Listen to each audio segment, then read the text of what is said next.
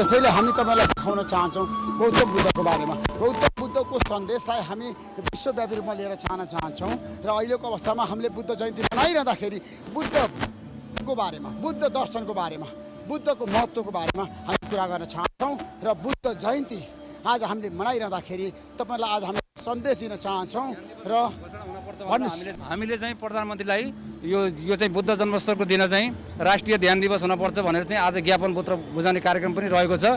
हामी यो चाहिँ बुद्ध जयन्तीलाई चाहिँ राष्ट्रिय ध्यान दिवस होस् भनेर अन्तर्राष्ट्रिय ध्यान दिवस भइसकेको छ, राष्ट्रिय चाहिँ ध्यान दिवस हो भनेर हामी चाहिँ भन्न चाहिँ चाहन्छौँ। आज ज्ञापन पत्र बुझाउने कार्यक्रम छ। तपाईँको ज्ञापन पत्रमा के छ? जस्तो ज्ञापन पत्र तपाईँहरू बुझाउँदै हुन्छ, ज्ञापन पत्र किन बुझाउनु? ज्ञापन पत्र यो नेपाल शान्तिको भूमि हो, शान्तिको अग्रसरता नेपालले लिनुपर्छ र त्यो शान्तिको अग्रसरता ध्यानले मात्रै हुन्छ भनेर हामी चाहिँ त्यो शान्तिको सन्देश दिनको लागि चाहिँ ध्यानबाट चाहिँ हामी यो संसारलाई चाहिँ शान्ति फैलाउन चाहिँ चाहन्छौँ। हाम्रो उद्देश्य त्यो रहेको छ। अब ध्यानबाट मान्छेले जुन किसिमको आनन्द प्राप्त गर्छ, हजुर, ध्यान र योग आवश्यक छ भन्ने तपाईँहरूको भनाइ हो। एकदम हामी तपाईँसँग बुद्धको बारेमा, किनभने तपाईँ पर्यटन मन्त्री बनेको व्यक्ति र आज तपाईँलाई हामी भन्न चाहन्छौँ, जस्तो प्रेमालेजी तपाईँ पूर्व संस्कृति मन्त्री हो, आज बुद्ध जयन्ती हामीले मनाइराखेका छौँ। बुद्ध जयन्तीको महत्त्व र प्रभावको बारेमा र गौतम बुद्ध जन्मेको ठाउँको यो आज 2569 बुद्ध जयन्ती तथा बुद्ध जन्मेको ठाउँ हो। यसले चाहिँ देशभरि संसारभरि नै शान्तिको सन्देश दिन्छ र बुद्ध जन्मेको ठाउँ पनि भएको हुनाले यहाँको अन्तर्राष्ट्रिय विमानस्थल पनि गौतम बुद्ध अन्तर्राष्ट्रिय विमानस्थलको नामबाट चाहिँ नामाकरण पनि भएको छ र संसारभरिका बुद्धिस्टहरूले आज चाहिँ बुद्ध जयन्ती मनाइराखेका छन्। एउटा हौसला पनि हो। यसले गर्दाखेरि चाहिँ नि यसले शान्तिको सन्देश नै दिन्छ। शान्तिको लागि तपाईँहरूले पनि पहल गर्नुभएको छ, नेपालले पनि पहल गरेको छ। तपाईँ त मन्त्री भइसकेको, तपाईँले मन्त्री हुँदाखेरि राम्रो काम गर्नुभएको थियो। हामी तपाईँलाई गौतम बुद्ध अन्तर्राष्ट्रिय एयरपोर्टमा लिएर जान चाहन्छौँ। त्यहाँको अवस्थाबारे तपाईँले पछिल्लो समय करप्सनको एजेन्डा उठाउनु भएको छ, त्यसबारे हामी आज वास्तवमा त्यहाँ चाहिँ नि 806 बिघा जग्गा चाहिँ नि अधिग्रहण गरेको छ, जसमध्येमा 400 भन्दा बढी जग्गा चाहिँ नि अनावश्यक चाहिँ नि तपाईँको मिसयुज भइराखेको छ। खोला नालामा पनि जग्गा किनिएको छ, इन्डियाको बोर्डरसम्म गएर जग्गा खरिद भएको छ। त्यो विषयमा हामी पछि छलफल गर्ने नै छौँ। छलफल गर्नेछौँ। आदरणीय दर्शक, हामी देखाइराखेका छौँ यहाँ चाहिँ विभिन्न देशका कूटनीतिकहरू पनि हुनुहुन्छ।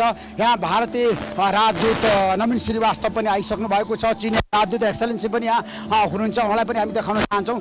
विभिन्न देशका यहाँ डिप्लोमेट्सहरू आइसक्नु भएको छ। आज विश्वले शान्ति खोजिराखेको छ। आज तपाईँहरू गौतम बुद्ध जन्मेको ठाउँमा आइसकेपछि, लुम्बिनी आइसकेपछि धेरै शान्ति प्राप्त गर्न सक्नुहुन्छ, प्राप्त गर्न सक्नुहुन्छ। म विश्वका नागरिकहरूलाई आह्वान गर्न चाहन्छु, तपाईँले एकपल्ट लुम्बिनी भ्रमण गर्नुहोस्। लुम्बिनीमा के छैन, सबै कुरा छ। एउटा यस्तो ठाउँ बनेको छ गौतम बुद्ध जन्मेको ठाउँ, गौतम बुद्धले त्याग गरेको ठाउँ। र अहिलेको अवस्थामा गौतम बुद्धकै बारेमा हामी चर्चा गर्न चाहन्छौँ। मलाई बताउनुहोस्, गौतम बुद्धको बारेमा तपाईँ बताउनुहोस्, लुम्बिनीको बारेमा बताउनुहोस्। अब हाम्रा श्रद्धेय, हाम्रा आत्मीयबाट चाहिँ बुझ्दै जाँदै गरेको भगवान् बुद्धको हामी अनुयायी हौँ र यो पावन पवित्र भूमि हाम्रो लुम्बिनी आजको होइन, जमाना भइसक्यो, हाम्रा पुस्ता दर पुस्ता गइसकेको र आज पनि उतिको महत्त्वपूर्ण अवस्थामा छ र बुद्धको सन्देश विश्वभरि जान्छ। शान्तिको सन्देश लिएर बुद्धजी दिनुभएको छ। त वास्तवमा यो त एउटा नयाँ अनुकरणीय चिज भइरहेछ। प्रदेश सरकारका तपाईँ अब मन्त्री पनि, मन्त्री होइन, संसद हो। अब तपाईँले केही बताइदिनु जनतालाई। हामी पनि यो गौतम बुद्धको लागि यहाँ आज लुम्बिनी खटिया छौँ। म प्रदेश सरकारका सभासद दिलराज भुषाल यहाँहरूका लागि यही भन्छु कि सम्पूर्णलाई यो आजको जन्मोत्सवमा बधाई र धन्यवाद दिन चाहन्छु। Thank so much. देख्न सक्नुहुन्छ भारतीय राजदूत नवीन श्रीवास्तव र चिनिया राजदूतको बिचमा पनि यतिखेर कुराकानी भइरहेको छ र नेपालको विकास र समृद्धिमा भारत चीनको महत्त्वपूर्ण भूमिका छ। आदरणीय दर्शक, हामी देखाउन सक्छौँ भारतीय राजदूत र चिनिया राजदूतको भेटवार्ताको बारेमा तपाईँहरूलाई हामीले कुराकानी गराउन चाहन्छौँ। दुवै राजदूत एकै ठाउँमा बसेर संवाद गरिरहनु भएको छ, भारतीय राजदूत र चिनिया राजदूत।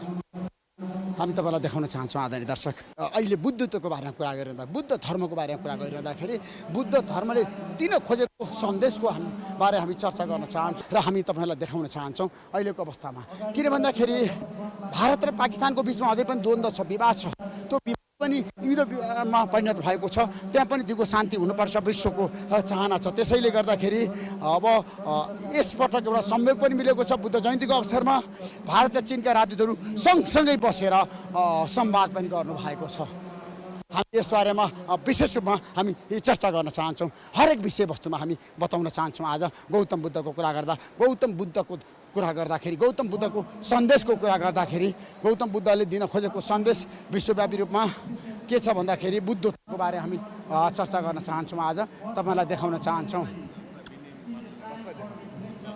अहिले तपाईँ बुद्ध जयन्ती मनाउनको लागि जसरी सबै कुरा तयारी भइरहेछ प्रधानमन्त्री पनि आइसक्नु भएको छ यसको तयारीको बारेमा हामी बताउन चाहन्छौँ अब आज कार्यक्रम के छ तपाईँ सदस्य सचिवको नाताले बताउनुहोस् 2559 बुद्ध जयन्तीको अवसरमा यो लुम्बिनी विकास कोषको परिसरभित्र यो ठुलो इन्टरनेसनल बुद्धिस्ट कन्फरेन्स तथा मेडिटेसन हलमा हाम्रो मूल समारोह हुन गइरहेको छ। सामान्य प्रधानमन्त्रीज्यू अब केही समयमा यहाँ आइपुग्नुहुन्छ र हाम्रो कार्यक्रम अनौपचारिक रूपमा सुरु भइसकेको छ र मुख्य रूपमा यो बुद्ध जयन्तीको अवसरमा हाम्रो यो कार्यक्रममा हाम्रो विभिन्न देशका राजदूतहरू पनि आइसक्नु भएको छ र यो बुद्ध जयन्ती मार्फत अहिले विश्वमा जुन किसिमको वार चलिरहेको छ युद्ध चलिरहेको छ त्यसलाई समाधान गर्ने दिशामा यो बुद्ध जयन्तीले सन्देश दिनेछ भन्ने अपेक्षासहित यो बुद्ध जयन्तीको कार्यक्रम हामीले आयोजना गरेका छौँ र पक्कै पनि यहाँहरू सहभागीहरू सबैलाई म स्वागत पनि गर्न चाहन्छु। यहाँहरू जुन लाइभबाट हेरिराख्नु भएको छ यहाँहरू सबैलाई म बुद्ध जयन्तीको अवसरमा शुभकामना पनि व्यक्त गर्न चाहन्छु। अब बुद्ध जयन्तीको कुरा बुद्धको कुरा गर्दा लुम्बिनीको कुरा गर्दा गौतम बुद्ध जन्मेको ठाउँको कुरा गर्दा यसो महत्त्व छ प्रभाव छ। जति पर्यटकहरू आउनु पर्थ्यो त्यति पर्यटक नआएको यहाँको प्रभाव अन्तर्राष्ट्रिय क्षेत्रमा हामीले छर्न नसकेको हो। पक्कै पनि त्यो होइन तर यस्तो छ बुद्ध जन्मस्थल लुम्बिनीमा जुन अनुपातमा हामीले पर्यटकहरू आउनुपर्छ भनेर भनिरहेका छौँ विभिन्न कारणवश होइन कहिले कोरोना भयो कहिले हाम्रो विभिन्न राजनीतिक परिवर्तनदेखि लिएर कारणले गर्दाखेरि नेपालकै सन्दर्भमा पनि पर्यटकहरूको सङ्ख्या चाहिँ नि निरन्तर रूपमा बढ्ने अनि त्यसपछि त्यस्तो घटनाको टाइममा चाहिँ फेरि घट्ने भइरहेको अवस्थामा कोरोना पछिको अवस्था हेर्ने हो भने हाम्रो पर्यटकहरू यहाँ लुम्बिनीमा आउने तीर्थयात्रीहरू एकदमै बढिरहेको छ। सङ्ख्यात्मक रूपमा भारतीय पर्यटकहरू पनि एकदमै बढेको छ र तेस्रो मुलुकका पर्यटकहरू पनि बढिरहेको छ। तर लुम्बिनी मात्रै भनेर चाहिँ नि आउँदाखेरि एउटा समस्या के छ भन्दाखेरि विभिन्न हाम्रो कठिनाइहरू बाटोघाटोको कठिनाइ छ। फ्लाइटको चाहिँ नि डाइरेक्ट फ्लाइट चाहिँ नि हामीले नियमित रूपमा दिन सकिरहेका छन्। बोर्डरमा इमिग्रेसनमा कस्टममा सहज रूपमा आउने तीर्थयात्रीलाई हामीले स्वागत गर्न पाइरहेका छन्। यी कारणहरूले गर्दाखेरि पनि सङ्ख्या चाहिँ हामीले अपेक्षा गरे अनुसार बढ्न सकेछन्। इम्पोर्टेन्ट हो गौतम बुद्ध जन्मेको ठाउँलाई हामीले अन्तर्राष्ट्रियकरण गर्न सकेका छौँ सदस्य होइन यो त अन्तर्राष्ट्रियकरण भइ नै सकेको छ किन भन्दाखेरि लुम्बिनी भनेको मिनी वर्ल्डको रूपमा लिन्छौँ हामी होइन। यहाँ आउँछन् तर 50 लाख पर्यटकहरू आउनुपर्ने हो। हजुर हो हाम्रो देशमा चाहिँ त्यो अनुसारको चाहिँ हाम्रो यातायातको सुविधाहरू पनि हुनुपर्छ किन एकैचोटि आउने होइन यो विस्तारित क्रमिक रूपमा चाहिँ बढ्ने हो। पक्कै पनि लुम्बिनीले एक दिन चाहिँ 50 लाख होइन कि करोडको सङ्ख्यामा चाहिँ बुद्धिस्ट पर्यटकहरू विकासको एउटा मार्गचित्र बन्छ। यो हाम्रो एकदमै माइलस्टोन हो यो। हजुर हो यो चाहिँ मार्क यसले हाम्रो पर्यटनलाई डिपार्चर गर्ने ठाउँ भनेको लुम्बिनी नै हो। Thank you. हामी यतिखेर प्रत्यक्ष प्रसारमा छौँ र शान्तिको सन्देश दिनको लागि म गुरु भन्दै लागेर गर्न चाहन्छु। ठिक हुनुहुन्छ? एकदम अस्ति त्यत्रो सम्मेलन गर्नुभयो फेरि अर्को आज बुद्ध जयन्ती यहाँ ठुलो सम्मेलन भइरहेछ तपाईँ त एकदम काम गर्नमा सफल प्राप्त भयो होइन तपाईँले सफलता प्राप्त गर्नुभयो आज के सन्देश दिन चाहनुहुन्छ? आज अब यस्तो पावन भूमि भगवान् बुद्धको जन्मस्थली आजको दिन उहाँको चाहिँ त्रिसम्वेक हुन गएको आजको दिन जन्मिनु भएको थियो। आजको दिन उहाँ चाहिँ ज्ञान पाउनुभयो बुद्धगयामा। आजको दिन परिनिर्वाण भनेपछि यो त्रिसम्वेक भनेको महापुरुषहरूमा बुद्ध पुरुषहरूमा मात्रै यस्तो घटनाहरू घट्छ जुन कि त्यो तीनमध्ये एउटा चाहिँ लुम्बिनी भनेको आज जुन हामी यहाँ हाम्रो सामान्य प्रधानमन्त्रीज्यू मन्त्रीज्यू हाम्रो भिक्षुगण सबै उपस्थित भएर आज हामी अस्ति भर्खर हामीले 4th Asian Buddhist culture festival पनि सम्पन्न गऱ्यौँ। यो हाम्रो देशको गौरवको कुरा हो। संसारमा हाम्रो एउटा शान्तिको, एउटा भातृत्वको र एउटा चाहिँ संसारभरि हाम्रो नेपाल चाहिँ एउटा शान्तिप्रिय राष्ट्र भनेर एउटा मेसेज गइरहेको छ। त्यसै क्रममा तपाईँ सफल हुनुभयो होइन। तपाईँले पनि विश्वका करिब 50 देशका मान्छेहरूलाई यहाँ जम्मा गर्नुभयो नि त करिब। हजुर विश्वका मान्छेहरू आए। अहिले आज हामीले बुद्ध जयन्ती मनाइराखेका छौँ होइन। बुद्ध जयन्ती मनाइरहँदाखेरि लुम्बिनी दिवस पनि हामी मनाइराखेका छौँ। लुम्बिनीको सम्भावना छ होइन, गौतम बुद्ध जन्मेको ठाउँको होइन।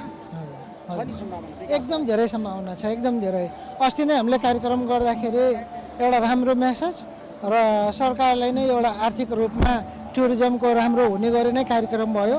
यहाँका स्थानीयहरू एकदम खुसी भएका छन्। प्रायःजसो यहाँको होटलदेखि लिएर अरू लोकल व्यवसायहरू सबैको चाहिँ आर्थिक रूपले कस्तो राम्रो भयो। अस्ति पर्यटक त एकदम बढेको छ, एकदम बढेका छन्। अहिले पनि भइरहेको छ। अस्ति नै मैले भनेअनुसार यस्तो कार्यक्रमहरू हामीले सकेसम्म वर्षमा 40वटा 50वटासम्म 20वटासम्म वर्षेनी चाहिँ गरिराख्नुपर्छ। मोलाम पूजा जस्तो लागिरहेको छु। अस्ति गरेँ, फेरि गरेँ, गरिरहेको छु। मैले यो वर्ष मैले 7वटा कार्यक्रम गरिसकेँ। काठमाडौँ 7वटा, काठमाडौँ, लुम्बिनी, भक्तपुर, कपिलवस्तु गरेर 7वटा जति गरिसकेँ इन्टरनेसनल लेभलकै। अब लुम्बिनीको विकासको लागि अब हामीले यसरी कार्यक्रमहरू बढाउनुपर्छ। अरू यहाँका भिक्षुगणलाई हाम्रो नेपाल सरकारले पनि चाहिँ यसमा कन्ट्रिब्युट गर्नु पर्यो। अझ यसलाई चाहिँ खुकुलो पारेर सहज बनाएर अनि अब लुम्बिनीको मास्टर प्लान अनुसार चाहिँ एकदम सहज भएको छ। हामीसँग सबै कुरा सहजपूर्णले प्राप्त भएको छ अहिले। जस कारणले अब हामीले चाहिँ अझ यसलाई सहजीकरण गर्नुपर्छ, सहज बनाउनुपर्छ र हजुर अझ सहज बनाउनुपर्छ। अझ हाम्रो यहाँको उपाध्यक्षज्यू, नेपाल सरकार, बाहिर जाने भिक्षुको ठुल्ठुला गुरुहरूलाई भेट्ने, उहाँहरूलाई इन्भाइट गर्ने कार्यक्रमहरू अझ बढाउनुपर्छ। आज मैले चाहिँ 5 देखि 6 हजार मान्छेलाई खानाको पनि व्यवस्था गरेको छु। मेरो सारीपुत्र फाउन्डेसन यहाँ पछाडि हाम्रो अहिले 500 खुवाइसक्यौँ। अब 6 हजारसम्म खानाको पनि व्यवस्था गरेका छौँ हामी। त्यसरी अब हामी तपाईँसँग कुरा गर्न चाहन्छौँ संक्षिप्त रूपमा। तयारी सबै पुरा भइसक्यो। प्रधानमन्त्री कहिले आउनुहुन्छ? सम्माननीय प्रधानमन्त्रीजी अब 10 देखि 15 कार्यक्रम स्थलमा हुन्छ। भैरव विमानस्थलबाट हिँडिसक्नु भएको जानकारी प्राप्त भयो। सिधै कार्यक्रम स्थलमा पहिला कार्यक्रम स्थलमा आउनुहुन्छ। कार्यक्रम समापन पछि उहाँ जानुहुन्छ। हजुर सम्माननीय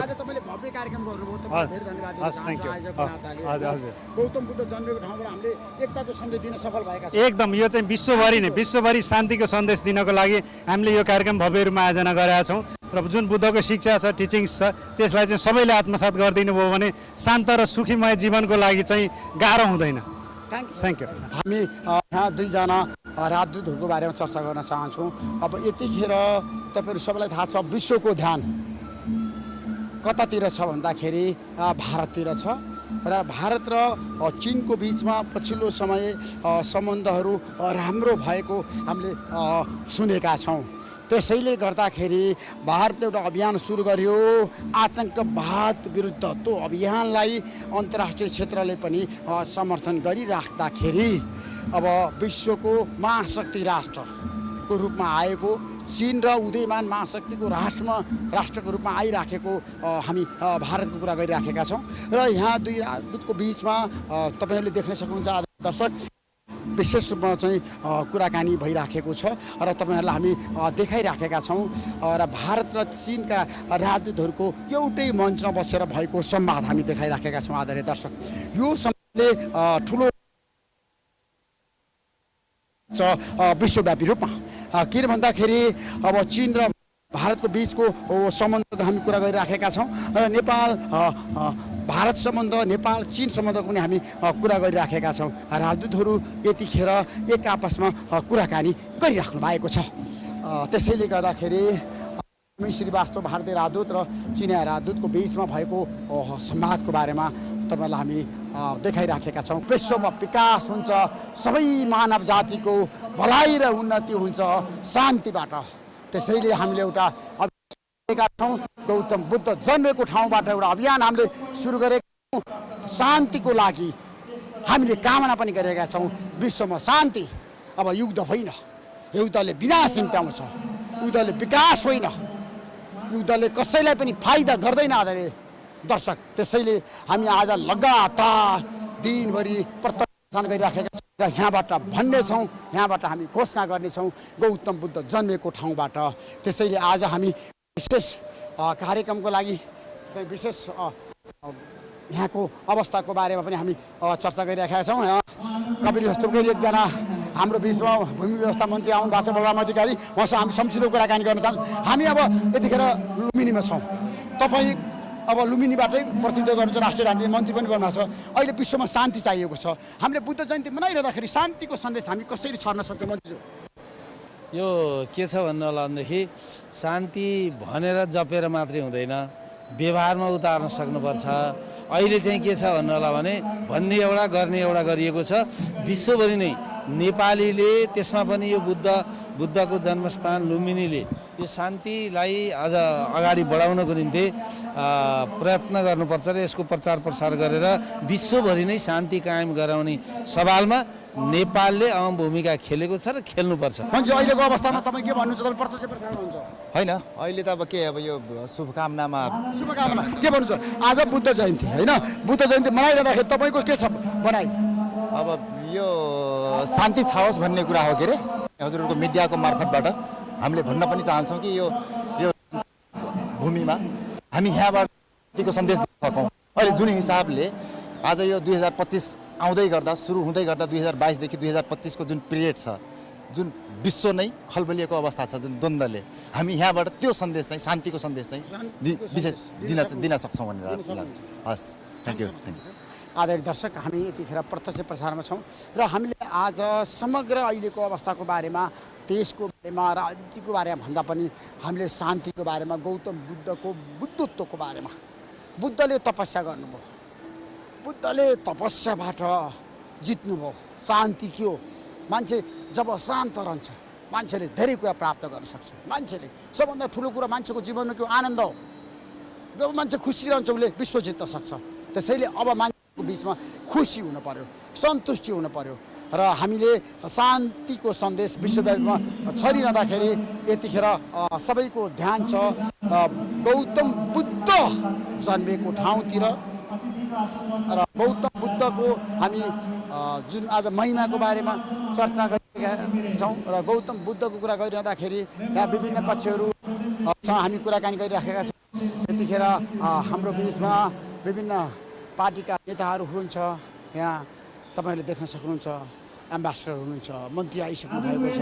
आदरणीय दर्शक, हामीले यहाँ देखाइराखेका छौँ अहिलेको अवस्थाको बारेमा, तपाईँ सबैलाई हामी भनिराखेका छौँ र बुद्धत्वको बारेमा सन्देश हामी दिन चाहन्छौँ र बुद्धको सन्देश भनेको एकताको सन्देश हो। आदरणीय दर्शक, हामी यहाँ देखाउन चाहन्छौँ आज तपाईँहरूलाई। आदरणीय दर्शक, यहाँ तपाईँहरूले हेर्न सक्नुहुन्छ, यहाँको अवस्थाको बारेमा पनि हामी देखाउन चाहन्छौँ र यहाँ विदेशी पाहुनाहरू पनि हुनुहुन्छ, यहाँ विभिन्न एमएससीका तपाईँहरूलाई प्रतिनिधिहरू पनि यहाँ हुनुहुन्छ र अन्तर्राष्ट्रिय निकायका प्रतिनिधिहरू पनि यहाँ हुनुहुन्छ। आदरणीय दर्शक, हामी देखाइराखेका छौँ यहाँ। आज हामी प्रत्यक्ष प्रसारमा छौँ र हामीले प्रत्यक्ष प्रसारमा जोडिरहँदाखेरि गौतम बुद्ध जन्मेको ठाउँबाट हामीले बुद्धत्वको बारेमा, बुद्ध धर्मको बारेमा, बुद्धले लिएको नीतिको बारेमा, सिद्धान्तको बारेमा हामी चर्चा गरिराखेका छौँ र हामी यहाँ देखाउन चाहन्छौँ।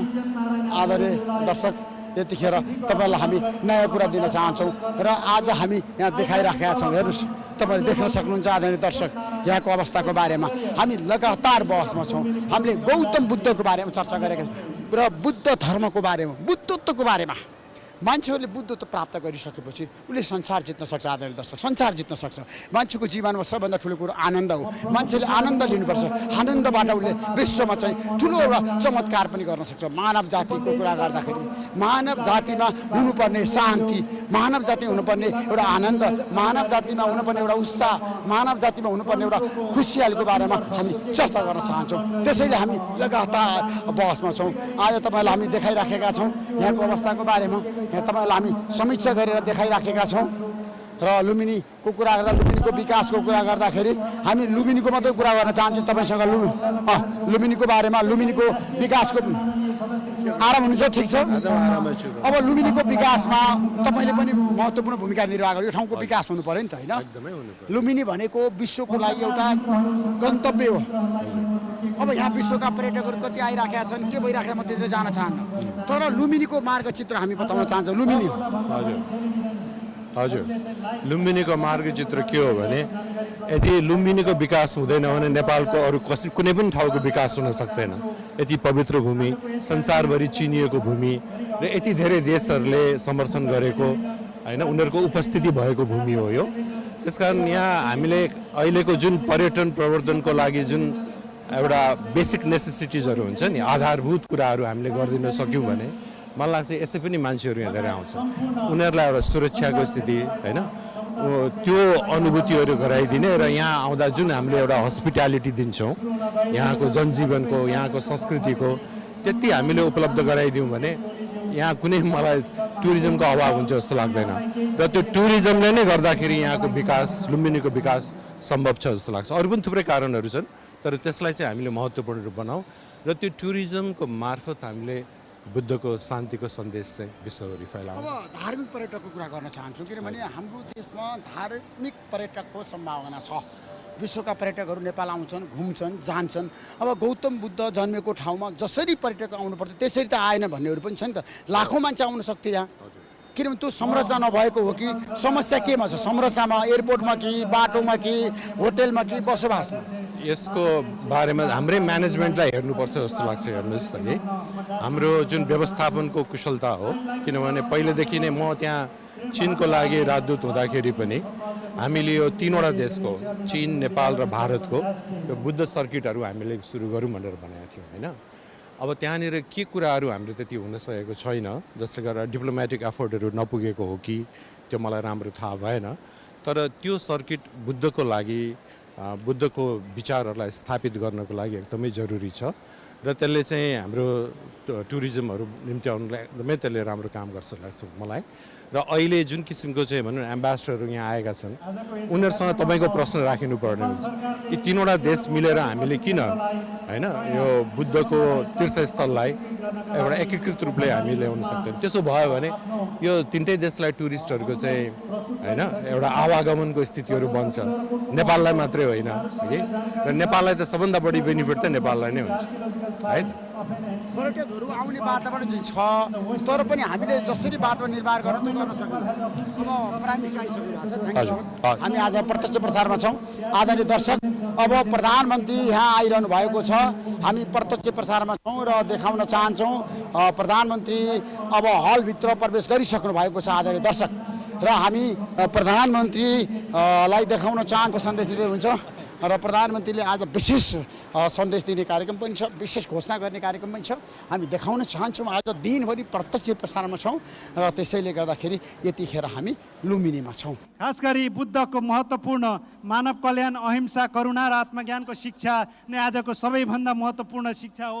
तसर्थ सो शिक्षालाई ग्रहण ग्रहण गरिरहनुभएका सम्पूर्णलाई हामी आभार व्यक्त गर्न चाहन्छौँ आजको यस कार्यक्रममा सम्माननीयज्यू लगायत अन्य अतिथिज्यूहरूको आगमन भइसकेको छ म डायसमा नेपाल सरकार संस्कृति पर्यटन तथा नागरिक उड्डयन मन्त्रालयका मन्त्री एवं लुम्बिनी विकास कोषका अध्यक्ष श्री माननीय बद्री प्रसाद पाण्डेज्यूलाई आजको यस कार्यक्रमको सभापतित्व ग्रहण गरिदिन हुन म हार्दिक अनुरोध गर्न चाहन्छु यसै गरी सम्माननीय प्रधानमन्त्री श्री केपी ओलीज्यूलाई प्रमुख अतिथिको आसन ग्रहण गरिदिन हुन म हार्दिक अनुरोध गर्न चाहन्छु लुम्बिनी प्रदेश सरकारका माननीय मुख्यमन्त्री श्री चेतनारायण आचार्यज्यूलाई पनि म हार्दिक अनुरोध गर्न चाहन्छु यसै गरी तुलानारायण घरती मगर स्पिकर लुम्बिनी प्रोभिन्सियल एसेम्ब्लीलाई पनि म हार्दिक अनुरोध गर्न चाहन्छु माननीय अरुण कुमार चौधरी राज्य मन्त्रीज्यूलाई पनि म आसन ग्रहणको लागि अनुरोध गर्न चाहन्छु श्री डाक्टर लार्केल लामा उपाध्यक्षज्यू लुम्बिनी विकास कोष माननीय वासुदेव घिमिरेज्यू लगायत उपस्थित सम्पूर्ण महानुभावहरूलाई म अतिथिको आसन ग्रहण गरिदिन अनुरोध गर्दै आजको यस कार्यक्रममा हामीसँग his excellency ambassador from India to Nepal mister Naveen Srivastava his excellency Chengsong ambassador of China to Nepal his excellency Suvapong Sirisan ambassador of Nepal म अब राष्ट्रिय गानको लागि म प्राविधिक साथीहरूलाई अनुरोध गर्न चाहन्छु। राष्ट्रिय गानमा सहभागिता जनाइदिनु हुन म प्रमुख अतिथिज्यू लगायत सम्पूर्णलाई म हार्दिक अनुरोध गर्न चाहन्छु।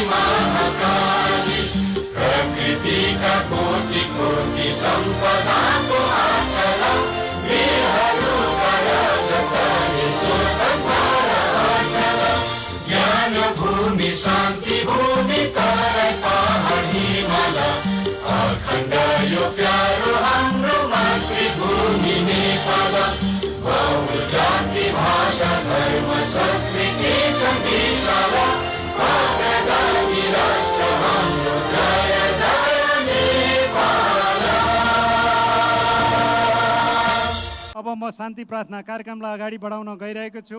म आजको यस कार्यक्रमको सभापतिज्यूको आज्ञाले म कार्यक्रमलाई अगाडि बढाउन गइरहेको छु। सर्वप्रथम शान्ति प्रार्थना पञ्चशील प्रदान गरिदिन हुन म थेराबादा समुदायको तर्फबाट श्रद्धेय भिक्षु मैत्री महास्तवीरज्यूलाई म हार्दिक अनुरोध गर्न चाहन्छु।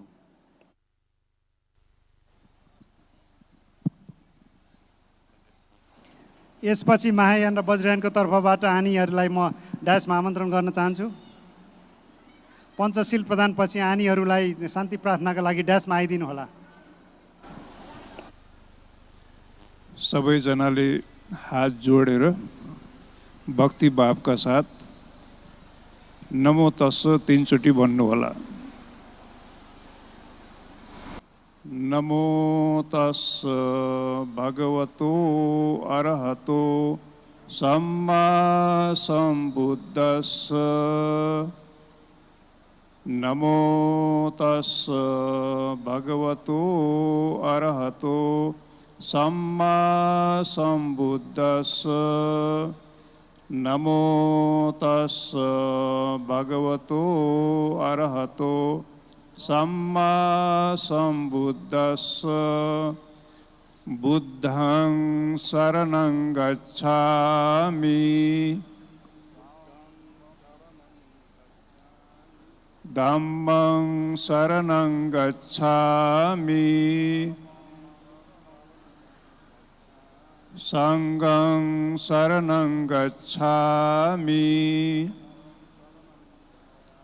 द्वितीयंपि बुद्धं शरणं गच्छामि तृतीयंपि बुद्धं शरणं द्वितीयंपि धम्मं शरणं गच्छामि द्वितीयंपि धम्मं शरणं गच्छामि तृतीयंपि संघं शरणं गच्छामि द्वितीयंपि संघं शरणं गच्छामि तृतीयंपि बुद्धं शरणं गच्छामि तृतीयंपि बुद्धं शरणं गच्छामि तृतीयंपि धम्मं शरणं गच्छामि तृतीयंपि धम्मं शरणं गच्छामि तृतीयंपि संघं शरणं गच्छामि तृतीयंपि संघं शरणं गच्छामि। पाणातिपाता वेरमणि सिक्खापदं समादियामि पानातिपतं वीरमणि सुखा समाधिपतियनि अदिज्ञादाना वेरमणि सिक्खापदं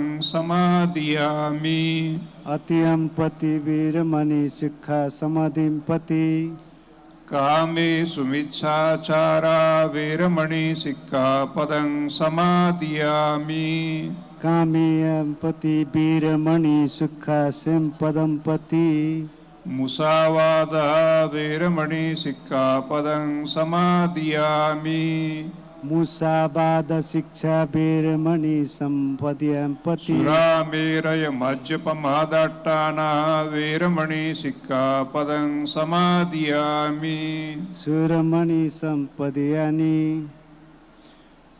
अपमादेन सम्पादेत अपम सम्पदीयतु। हार्दिक धन्यवाद श्रद्धेय भिक्षु मैत्री महास्तवीरज्यूलाई। म अब महायान र वज्रयानको तर्फबाट शान्ति प्रार्थनाका लागि म आनीहरूलाई अनुरोध गर्न चाहन्छु।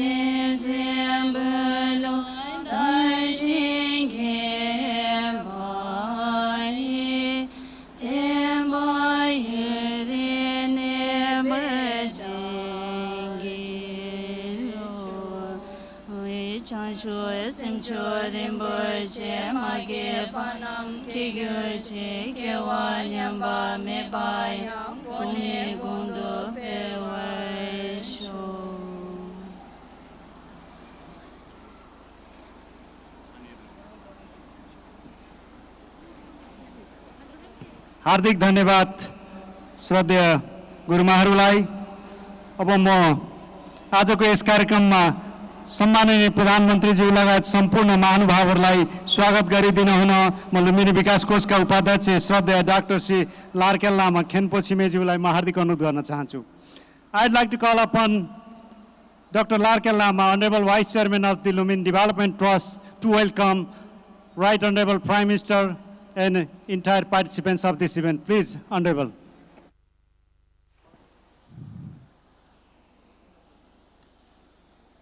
강세 강이 소부케 담세 사친들라 건바 된포네 안에 직된데나 조치송 대세 개바 결라 차차로 디야타 엄무니 머니 마무니 샤자무니 예소하 디야타 Muni muni ma muni shaja muni yesoha Teyatha om muni muni ma muni shaja muni yesoha। आज यस बुद्ध जयन्ती कार्यक्रमका सभापति एवं संघीय पर्यटन तथा उद्यान नागरिक माननीय मन्त्री बद्री प्रसाद मन्त्रीज्यू, आज यस बुद्ध जयन्ती कार्यक्रमका प्रमुख अतिथि एवं मुलुकका वर्तमान सम्माननीय प्रधानमन्त्री केपी शर्मा ओलीज्यू र हाम्रो प्रधानमन्त्रीज्यूको फर्स्ट लेडी राधिका शर्मा म्याडमज्यू, लुम्बिनी प्रदेशका माननीय मुख्यमन्त्रीज्यू, पर्यटन मन्त्रालयका राज्य मन्त्री अरुण चौधरीज्यू, त्यस्तै गरेर संघीय सरकारका माननीय मन्त्रीज्यूहरू, प्रदेश सरकारका माननीय मन्त्रीज्यूहरू, पूर्व उप प्रधानमन्त्री तथा नेकपा माओवादीका वरिष्ठ उपाध्यक्ष नारायण काजी श्रेष्ठज्यू, रिस्पेक्टेड महासङ्घ गुरुमा आनीहरू, His Excellencies Mr. Navin Srivastava, Ambassador of India to Nepal, His Excellency Mr. Cheng Som, Ambassador of China to Nepal, His Excellency Mr. Subang Sriswan, Ambassador of Thailand to Nepal, His Excellencies UNDP representatives, Mrs. Kyoko Okushuka, His Excellencies Jason Smith, DCM's United States of America, DCM's, Her Excellencies DCM's Embassy of Sri Lanka, त्यस्तै गरेर उपस्थित अवतरी गुरुहरू ऋषिजुहरू र dignitary representative from different country, representative from defense NGO and INGO, सबैले यहाँ हजामो personal व्यक्तिगत तर्फबाट र लुम्बिनी विकास कोषको तर्फबाट हार्दिक बुद्ध जयन्तीको शुभकामना व्यक्त गर्न चाहन्छौँ। आज मुलुकको वर्तमान सामान्य प्रधानमन्त्रीज्यूको उपस्थितिमा हामीले बुद्ध जयन्ती मनाउन गइरहेको छ। हामीले बुद्ध जयन्ती मनाइराख्दाखेरि बुद्धले सम्मान गर्ने, बुद्ध दर्शनलाई विश्वास गर्ने मात्रै कुरा होइन, यही पवित्र ठाउँमा सिद्धार्थ जन्मिसकेपछि भारतको बोधगयामा बुद्धत्व प्राप्त गर्नुभयो। त्यसपछि सारनाथमा उहाँले 4 नोबेल थ्रु 4 सतीको धर्मदेशना दिनुभयो। त्यसपछि कुशीनगरमा महापरिनिर्वाण हुनुभयो र यो वैशाख महिना त्रिसंयोग पवित्र समयको हामीले चाहिँ सदुपयोग गर्दै आज हामीले यहाँ बुद्ध जयन्ती मनाउन गइरहेको छौँ।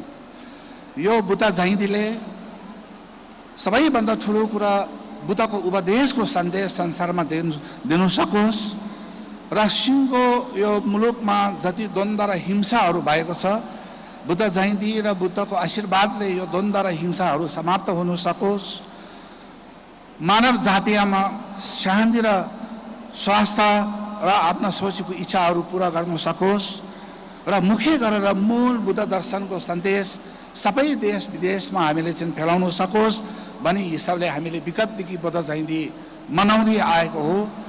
सम्माननीय प्रधानमन्त्री समक्ष मेरो एउटा कुरा के छ भने बुद्ध जयन्ती मनाउने सन्दर्भमा यो 2649 बुद्ध जयन्ती हो कि 2569 बुद्ध जयन्ती मनाउँदैछ भन्ने कुरामा अलिकति हामी बीचमा फरक मातहरू छ।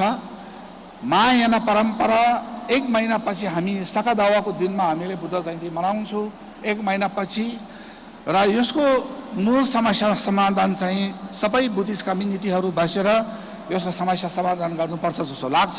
त्यसपछि नेपाल सरकारले यसको चाहिँ नेतृत्व र इनिसिएटिभ लिनुपर्छ। त्यसै कारणले म सामान्य प्रधानमन्त्रीज्यूले भविष्यको बुद्ध जयन्ती कुनै हिसाबले मनाउने भन्ने कुरामा चाहिँ यो नेपाल सरकारलाई यो विषयमा चाहिँ अवगत होस् भन्ने हिसाबले मैले यहाँ 2 शब्द राखेको हो। र सामान्य प्रधानमन्त्रीज्यू यहाँबाट फर्केर काठमाडौँ जानुपर्ने, त्यहाँ पनि बुद्ध जयन्तीको अर्को समारोहमा चाहिँ उपस्थित हुनुपर्ने, थुप्रै चाहिँ आज बुद्ध जयन्तीको चाहिँ गतिविधि भएको कारणले मैले धेरै समय लिनु जान्दिनँ। अन्तिममा सबैले म बुद्ध जयन्तीको हार्दिक शुभकामना र यहाँहरू सबैले चाहिँ यो पवित्र लुम्बिनीमा चाहिँ आउनु भएकोमा चाहिँ हार्दिक बधाई दिन चाहन्छु। र all excellencies, I really congratulate to we celebrating Buddha Jayanti today where Buddha was born in Lumbini. This is really fortunate for us, and most important thing is Buddha's teaching is not only for the Buddhist people. The Buddha's teaching for all the humans' life. So Buddha's teaching is the main source of the peace and happiness. So this message came from this holy place, where we are now celebrating the Buddha Jayanti. I really congratulate to participate, to join the Buddha Jayanti today here, and also I appeal in future our two big neighbor country, as well as all over the Buddhist community. I appeal to join this Buddha Jayanti in future continuously when we have the organized in this time. So I appeal through the excellences to give this message to your country and all over the world to establish peace and happiness all over the world, as well as in each and every sentence beings in the mind. Thank you so much, and I really appreciate and congratulate to celebrate Buddha Jayanti. Hopefully, this message go to the everywhere, and this message go to the each and every person to realize the reality and to establish peace and happiness for all the sentient beings. Thank you so much. Thank you, Honorable Vice Chairman of the Lumini Development Trust. Lumini विकास कोषका श्रद्धेय उपाध्यक्षज्यूलाई स्वागत मन्तव्यको लागि म हार्दिक धन्यवाद दिन चाहन्छु। यसै गरी आजको यस कार्यक्रमको औपचारिक उद्घाटन गरिदिन हुन म यस कार्यक्रमका प्रमुख अतिथि सम्माननीय प्रधानमन्त्री श्री केपी शर्मा ओलीज्यूलाई 2569औं बुद्ध जयन्ती एवं लुम्बिनी दिवस 2082 को औपचारिक कार्यक्रम पानसमा दीप प्रज्वलन गरी औपचारिक उद्घाटन गरिदिन हुन म हार्दिक अनुरोध गर्न चाहन्छु। I would like to call upon Right Honorable Prime Minister of Nepal, KP Sharma Oli Ji, for formal inauguration of the event. Please. Please, Right Honorable.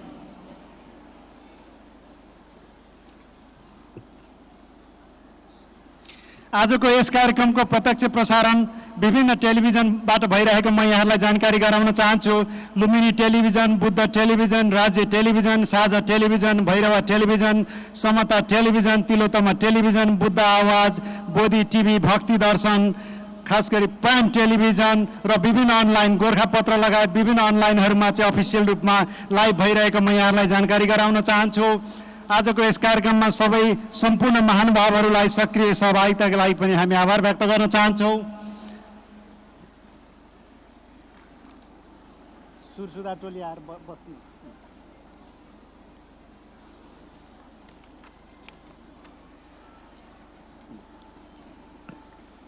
कार्यक्रमको औपचारिक उद्घाटनको लागि म सम्माननीय प्रधानमन्त्री एवं कार्यक्रमका प्रमुख अतिथिज्यूलाई म हार्दिक अनुरोध गर्न चाहन्छु।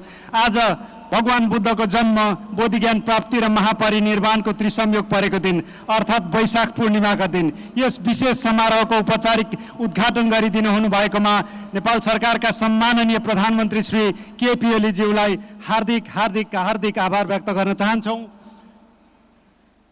अब कार्यक्रमलाई अगाडि बढाउने क्रममा आफ्नो साङ्गीतिक प्रस्तुति गरिदिन हुनका लागि नेपालका ख्यातिप्राप्त साङ्गीतिक समूह जुन 1991 देखि हालसम्म निरन्तर रूपमा आफ्नो प्रस्तुति दिइराख्नु भएको छ, सुरसुदा समूहलाई म हार्दिक अनुरोध गर्न चाहन्छु।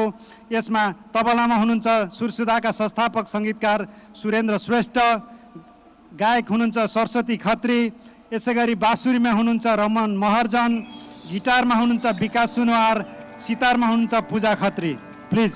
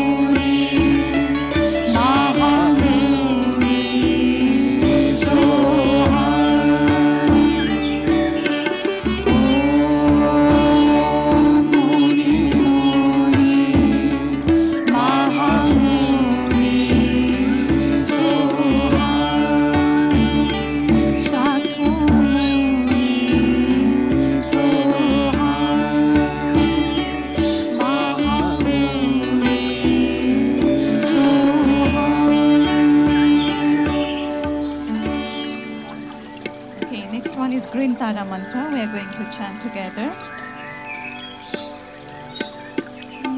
We can sing together. This is very powerful Green Tara Mantra for peace, prosperity, and happiness for you all. I'm chanting. Let's chant together.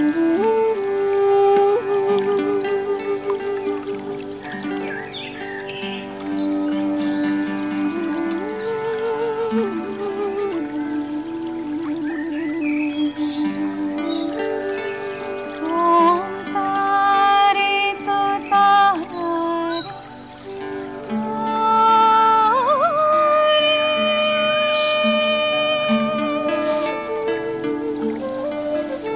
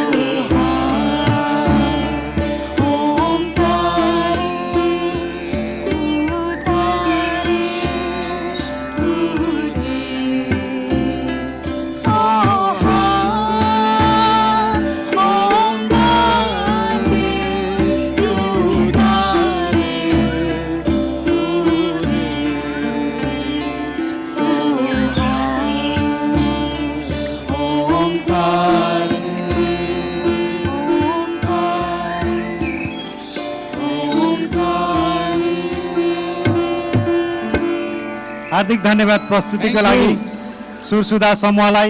पछाडि अलिकति मुभमेन्ट भइरहेको छ,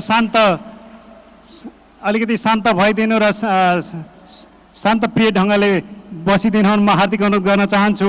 किनभने हामी विगतमा लिनु हुँदैन, भविष्यको सपनामा हराउनु हुँदैन, वर्तमानमा ध्यान दिनुपर्छ। यही नै खुसी हो, त्यो भएर यही नै खुसीको मार्ग हो। शान्त ढङ्गले बसिदिनु हुन भगवान् बुद्धको यस भनाइलाई म यहाँ राख्न चाहन्छु। अब हाम्रो शुभकामना मन्तव्यको कार्यक्रम छ। Now I'd like to call upon resident representative of the United Nations Development Programme her excellency miss Kyoko Yokosuka for कङ्ग्रेचुलेटरी remarks. म युएनडिपीका आवासीय प्रतिनिधि श्री क्योको योको सुकाज्यूलाई म शुभकामना सन्देशको लागि म हार्दिक अनुरोध गर्न चाहन्छु।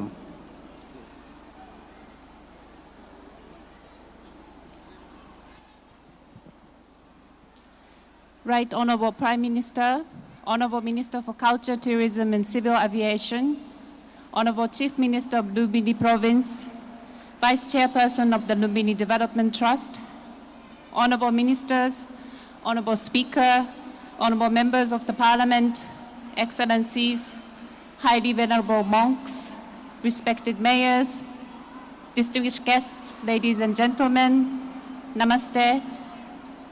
It is an immense honor for me to be here today on this sacred occasion of the 2569th Buddha Jayanti and Lumbini Day 2082.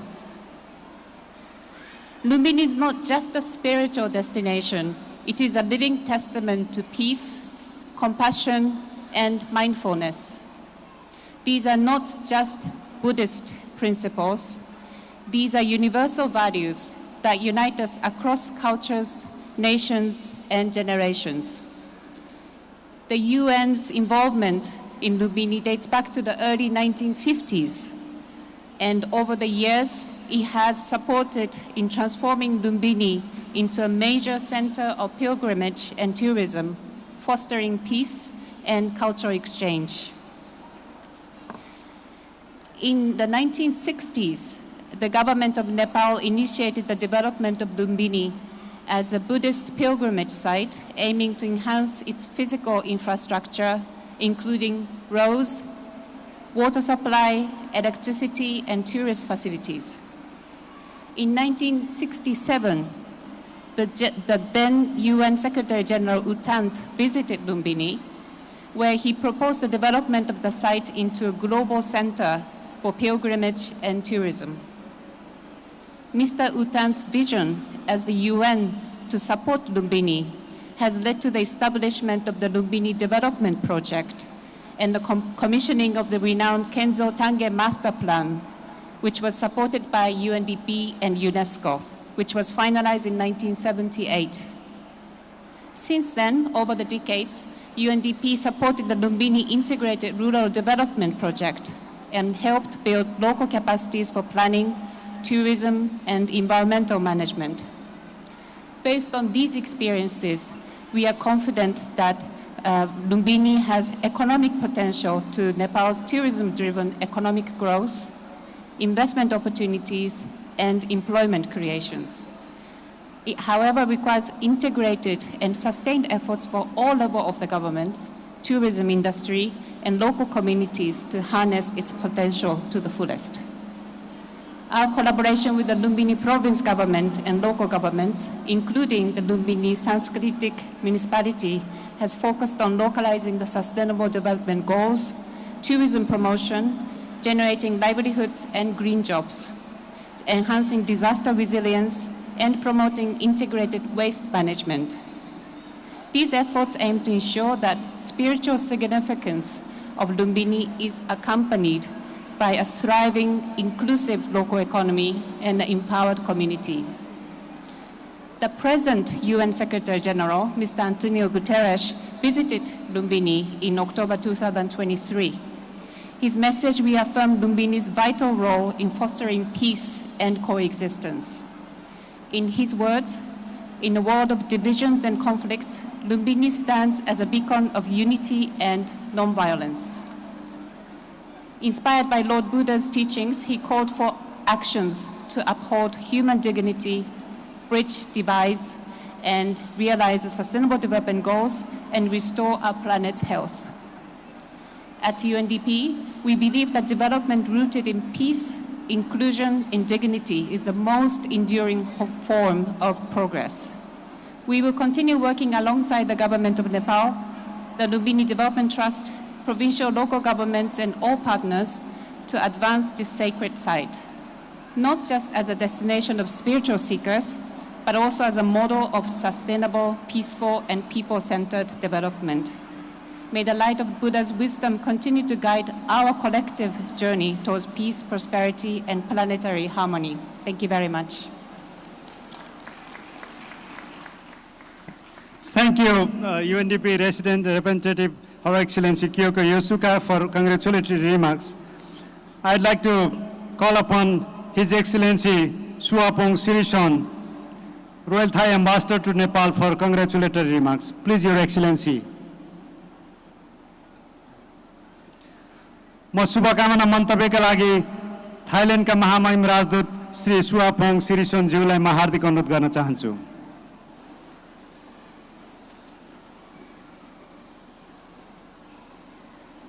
The Right Honorable Mr. K.P. Sharma Oli, Prime Minister of Nepal.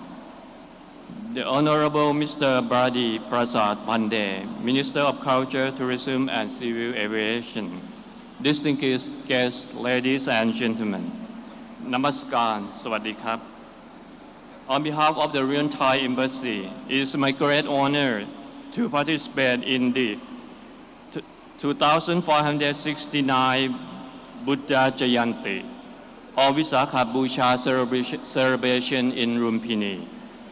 As a Buddhist, I feel blessed to be standing on this sacred ground of Lumpini, where Lord Buddha was born. As we all know, two important events took place on this very day, which are the birth, the enlightenment, and the passing of Lord Buddha. This event is an opportunity for us to reflect on the life of Lord Buddha from beginning to the end. Pay respect to his birthplace, and most importantly, set our mind to perform good deeds. I wish to emphasize that it is this holy ground of Lumpini that has become a symbol of cordial relations between the people of Thailand and Nepal. Every year, large numbers of Thai pilgrims visit the birthplace of the Lord Buddha and receive blessings for their spiritual path. For Thai people, Lumpini is our sacred destination that we should visit at least once in our lifetime. As Ambassador of Thailand to Nepal, I would like to reassure you that Thailand will do our utmost to support the cooperation in Buddhism between our two countries. The Royal Thai Embassy and the Royal Thai Monastery in Lumpini will continue to work closely with our Nepali counterpart for the long-lasting preservation for Buddhist tradition. May our thoughts and action be blessed by the purity of the Lord Buddha, the Enlightened One. Sadhu, Khopun Krap. Thank you, Your Excellency, for your wonderful remarks. Now I'd like to call upon His Excellency Chen Song, Chinese Ambassador to Nepal, for congratulatory remarks. Please, Your Excellency. अब म चीनका महामहिम राजदूत Shri chain सोङज्यूलाई शुभकामना मन्तव्यका लागि म हार्दिक अनुरोध गर्न चाहन्छु।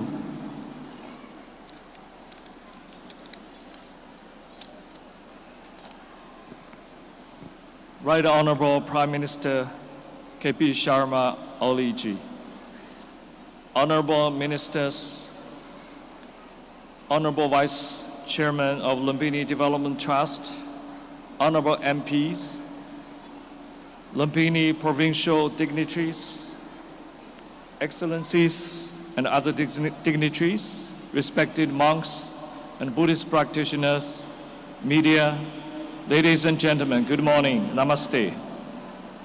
I'm very delighted to attend the 2025 International Vesaka Day celebration. First, I would like to pay high tribute to Right Honorable Prime Minister, who is committed to leading Nepalese people in realizing the vision of prosper Nepal and happy Nepalese. And also my gratitude goes to friends who dedicated to world peace and development and actively promoting global Buddhist exchanges. Gautam Buddha attained enlightenment under the Bodhi tree and founded Buddhism. This great religion is like a shining pearl in the human civilizations. In the turbulent ancient times, with wars, famines, and disease raging, it becomes a spiritual paradise for people and guiding us to pursue inner peace in the face of difficulties and encouraging people to do good deeds. During the Han Dynasty in China and through the Silk Road, Buddhism has spread from ancient India continent to China. Since then, a new chapter that Buddhism in East and Southeast Asia has flourished.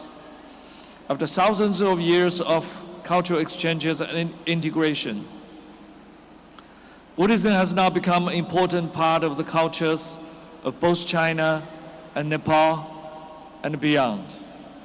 The same beliefs and similar values has not only brought the people of the two countries closer, but also injected powerful impetus into world peace. Friends, the current international situation is marked by transformations and turbulences, with instability and uncertainty become increasingly pronounced. We witness unilateral tariff war, disrespect of international law and international obligations, regional conflicts. The world once again stands at a crossroads, facing critical choices about its future path.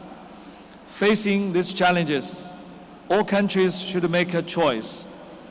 Should we allow the world to return to a jungle world where the strong prey on the weak? Should we recognize that the self-interest of one country can override the common good of all countries? Should we let international rules be ignored or even discarded? Can we stay out of trouble simply by compromising and retreating? And the ultimate question is, should we accept a unipolar hegemony that put itself above all others, or embrace an equal and orderly multipolar world? In this context, the concepts of compassion, peace, and wisdom advocated by Buddhism has become more precious and important.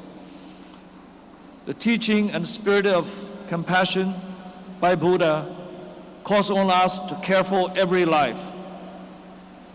Buddha also advocates that all living beings are equal. It enables us to embrace and understand different groups with a tolerant heart. War only brings destruction and devastation, while compassion can dissolve hatred, heal the wounds, and offer relief to the troubled souls. In this era full of global challenges, it is necessary for us to carry forward the teaching and wisdom of Buddha of compassion and peace, the middle way and harmony, enhancing mutual understanding among people of all countries, and seek common well-being of mankind. Chinese people has always valued harmony as the most valuable concept and taken safeguarding world peace as our mission. Nepalese people also share the same virtues of kindness, charity, and peace. In recent years, China and Nepal has built an ever stronger golden bond through Buddhism exchanges, and together we keep contributing to a closer China-Nepal community of a shared future. Among them, the Chinese temple, as first official Chinese monastery in overseas, has become the landmark temples in Lumbini. Over the past 25 years, the Chinese temple has held a noble vision of promoting world peace and cultural exchanges. Under the leadership of Venerable Master Ben Huan and Venerable Master Ying Shun, it spreads the Buddhist spirit of compassion and wisdom, hosted the Nanhai Buddhism Roundtable Forum in Nepal, and supported the Lumbini International Peace Festival, and implemented charity projects in Nepal, and initiated overseas education programs, offering financial support for Nepalese students study in China. Through all this, it shows how Buddhism's compassion can really help the world. Chinese temple is an important bridge for cultural exchanges between China and Nepal, and highlights the deep friendship between our people and champions the Buddhist idea of unity under heaven with far-reaching meaning. Friends, the civilization of China and Nepal are important parts of world civilizations. For countries, we have drawn wisdom from each other's, jointly championing the essence of civilization, which is valuing peace, upholding harmony, honoring trust, and seeking truth.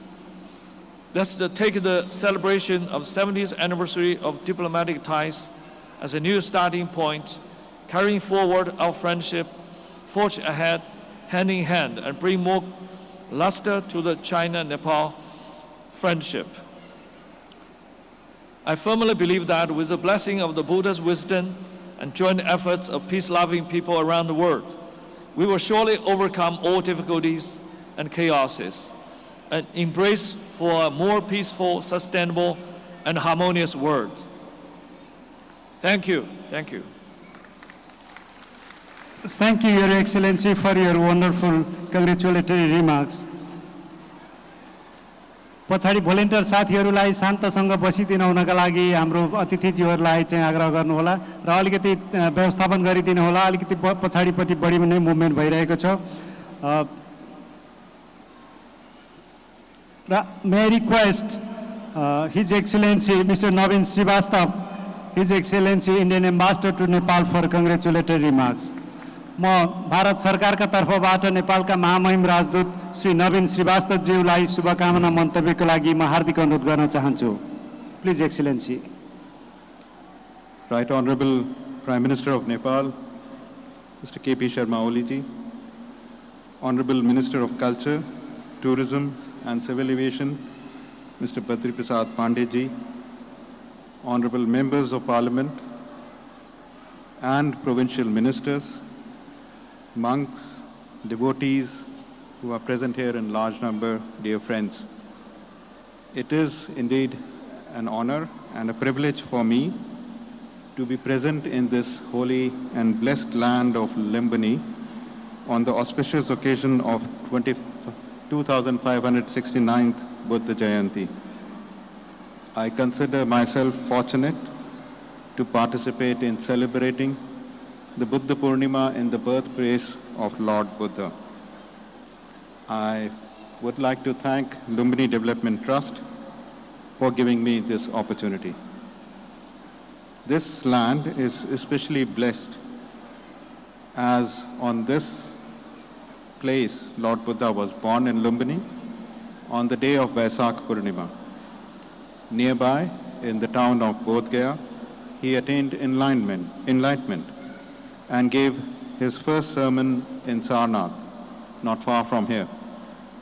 Finally, he attained Mahaparinirvana in Kushinagar on this day. Lord Buddha's journey and dissemination of his teachings and message form an enduring bond between India and Nepal, which adds a unique strength to the relationship between our two countries, a relationship of shared heritage, of shared values. I would like to recall here the visit of Prime Minister Modi in April 2022 on the auspicious occasion of Vesak Buddha Purnima, who then spoke about the importance of developing this shared heritage together. At that time, Prime Minister Modi and the then Prime Minister of Nepal had laid the foundation of an India International Center for Buddhist Culture and Heritage in Lumbini. We have seen tremendous progress in that center, and we are hopeful that it will be completed in the next few months. The Mahabodhi tree that the Prime Minister planted more than 10 years ago has also grown well, just as our relationship has blossomed.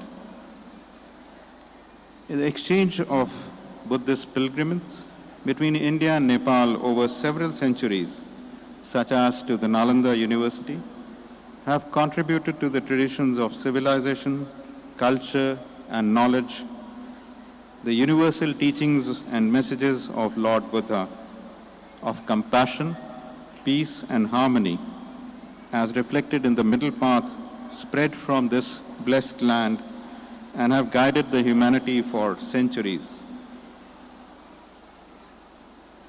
Today, as we stand here, India and Nepal are also working to bring momentum to our joint efforts to develop these important sites in a largish pilgrimage tour.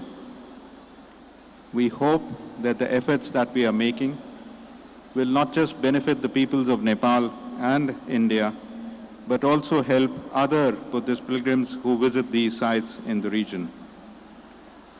I am particularly pleased and happy that yesterday we were able to organize an event in collaboration with the Lumbini Development Trust, which included monks who had come from India and monks who are here in Nepal to offer peace prayers on this sacred occasion.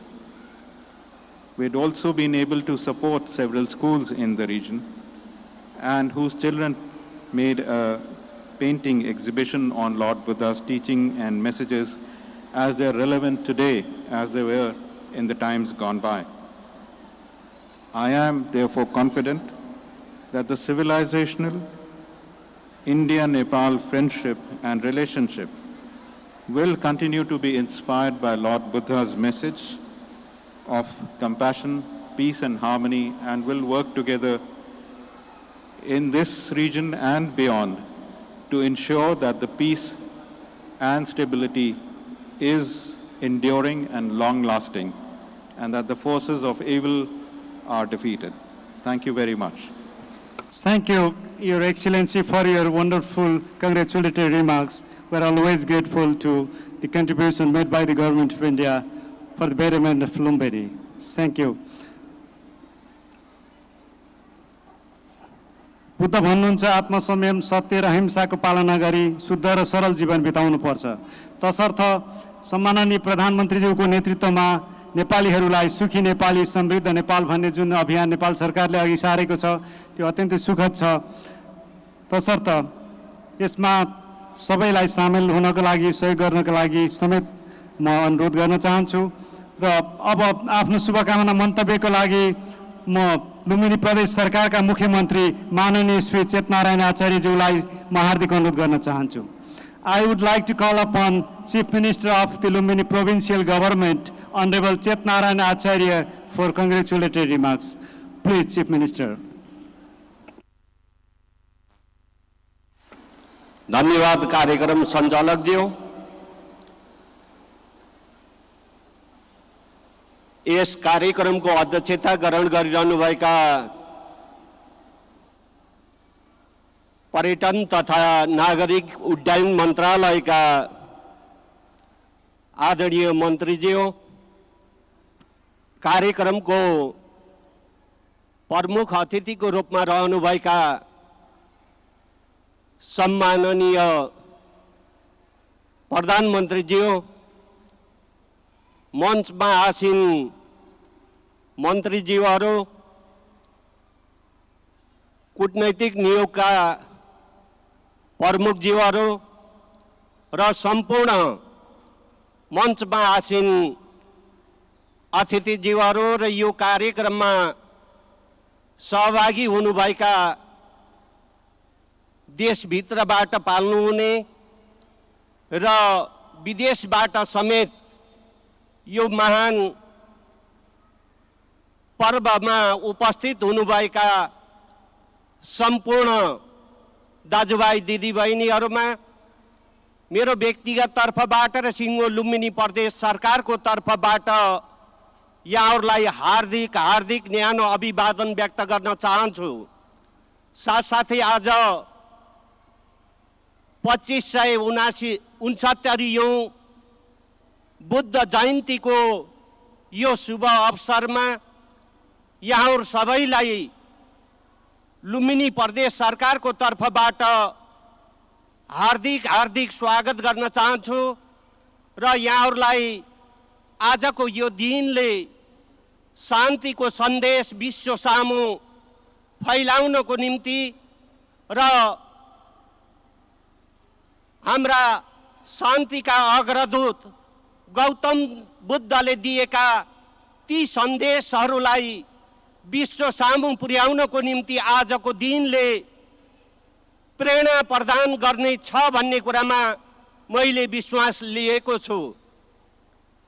आज विश्वका झन्डै 1 अरब भन्दा बढी जनताले मान्दै आएको गौतम बुद्धको दर्शनलाई मार्गदर्शन सिद्धान्तको रूपमा लिएर त्यसलाई आज अगाडि बढिरहेको यो परिप्रेक्ष्यमा आज उहाँले देखाएका ती सन्देशहरू आज दिन प्रतिदिन अझै आवश्यक खड्किँदै र अझै प्रमाणित हुँदै गइरहेको यो परिप्रेक्ष्यमा गौतम बुद्धका ती बाणीहरूलाई ती सन्देशहरूलाई हामी सबैले अनुसरण गर्ने आजको दिनले प्रेरणा प्रदान गर्ने छ भन्ने कुरामा मैले विश्वास लिएको छु र साथसाथै आज यो पवित्र भूमिमा हामी हाम्रा शान्तिका अग्रदूत गौतम बुद्धको यो जन्म जयन्ती मनाइरहँदा आज देशभित्रबाट र देश बाहिरबाट थुप्रै अनुयायीहरू यहाँ उपस्थित भएका छौँ। म निवेदन गर्न चाहन्छु, सङ्घीय सरकारसित निवेदन गर्न चाहन्छु, अझै यो लुम्बिनी सिङ्गो लुम्बिनी प्रदेश बनेको यो ज्ञान भूमि तपोभूमि यो पवित्र भूमि हो र यहाँ देशी विदेशी पर्यटकहरूको आगमन दिन प्रतिदिन बढ्दै गइरहेको यो परिप्रेक्ष्यमा हाम्रा सम्माननीय प्रधानमन्त्री ज्यूकै अगुवाईमा यो लुम्बिनी प्रदेशको पर्यटकीय क्षेत्रलाई अगाडि बढाउने त्यो उद्देश्यका साथ यहाँ अन्तर्राष्ट्रिय गौतम बुद्ध र एयरपोर्ट हामी निर्माण गर्यौं र सञ्चालनमा पनि केही समय सञ्चालनमा पनि आयो। तर विडम्बना अहिले त्यो अवरुद्ध भएको छ र हाम्रा यहाँ खरबौं रुपियाँ लगानी गरेका व्यवसायीहरू अत्यन्तै चिन्तित हुनुहुन्छ र हामी आम जनताहरू पनि चिन्तित छौँ।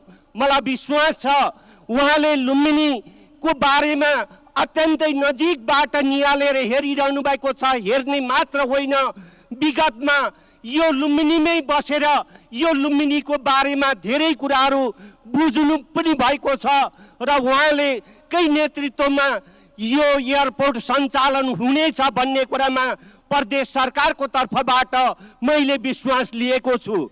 यो अन्तर्राष्ट्रिय एयरपोर्टलाई हामी सञ्चालन मात्रै गर्न सक्यौँ भने पनि मलाई लाग्छ यो लुम्बिनी प्रदेशको मुहार फेरिनेछ र आन्तरिक र बाह्य पर्यटकहरूको आगमन दिन प्रतिदिन धार्मिक हिसाबले पनि बढेर जानेछ। यो कुरामा म लुम्बिनी प्रदेश सरकारको तर्फबाट हाम्रा सम्माननीय प्रधानमन्त्रीज्यू र हाम्रो पर्यटन तथा नागरिक उड्डयन मन्त्रीज्यूको मैले लुम्बिनी प्रदेशवासीको तर्फबाट विनम्रताका साथ ध्यान आकर्षण गराउन चाहन्छु र अविलम्ब यो एयरपोर्ट सञ्चालनमा आउने आउँछ भन्ने कुरामा म विश्वस्त भएको कुरा पनि म निवेदन गर्न चाहन्छु। र साथसाथै आज बेलैया नाकामा विशेष गरेर अध्यागमनमा त्यहाँ केही कर्मचारीहरूको कमी भएका कारणले त्यहाँ अहिले त्यो अध्यागमन पनि जसरी सुचारू हुनुपर्ने हो त्यो हिसाबले जान सकिराखेको अवस्था छैन। यसमा पनि म सम्माननीय प्रधानमन्त्री ज्यू मार्फत गृहमन्त्रीज्यूको ध्यान आकर्षण गराउन चाहन्छु र त्यो अध्यागमनलाई पनि सुव्यवस्थित ढङ्गले अगाडि बढाउनको निम्ति म आग्रह र अनुरोध गर्न चाहन्छु प्रदेश सरकारको तर्फबाट। र यिनै कुराहरू राख्दै आजको दिनले हामी सबैलाई प्रेरणा प्रदान गरोस् भन्ने अभिलाषाका साथ यहाँ सबै आउनु भएकोमा म प्रदेश सरकारको तर्फबाट दिलैदेखि हार्दिक धन्यवाद भन्दै मेरा भनाइहरू यही अन्त्य गर्न चाहन्छु। हस्त धन्यवाद, नमस्कार। हार्दिक धन्यवाद माननीय मुख्यमन्त्री श्री चेतनारायण आचार्यज्यूलाई आफ्नो सारगर्भित शुभकामना मन्तव्यको लागि। भगवान बुद्ध भन्नुहुन्छ अरूको लागि दियो बालियो भने त्यो दियोले हाम्रो आफ्नो बाटो पनि उज्यालो बनाउँछ। तसर्थ सम्माननीय प्रधानमन्त्रीज्यूको जुन नेतृत्वमा सुखी नेपाली, समृद्ध नेपाल, प्रोस्परस नेपाल, ह्याप्पी नेपाली भन्ने जुन इनिसिएटिभ छ त्यसले ग्रेट नेपाल बनाउने कुरामा दुई मत राख्दैन। अब म आजको यस कार्यक्रमका प्रमुख अतिथि सम्माननीय प्रधानमन्त्री श्री केपी शर्मा ओलीज्यूलाई प्रमुख अतिथिको सारगर्भित सम्बोधनको लागि म हार्दिक अनुरोध गर्न चाहन्छु। I would like to call upon Right Honorable Prime Minister of Nepal, K.P. Sharma Oli, for the remarks of the chief guest, please. Right Honorable. 2600 सुनिन्छ, बुझिन्छ पनि कि सुनिन्छ मात्रै? बुझिन्छ? 2649औं बुद्ध जयन्ती एवं 2569औं बुद्ध संवत तथा लुम्बिनी दिवस 2082 मूल समारोह समिति का सभापतिज्यू, श्रद्धेय स्वदेश तथा विदेश का संघगण, माननीय मन्त्रीज्यूहरू, मुख्यमन्त्रीज्यू लगायत सम्पूर्ण जनप्रतिनिधि साथीहरू, Excellency ambassadors from different friendly countries, पत्रकार मित्रहरू, आदरणीय दिदी बहिनी तथा दाजुभाइहरू,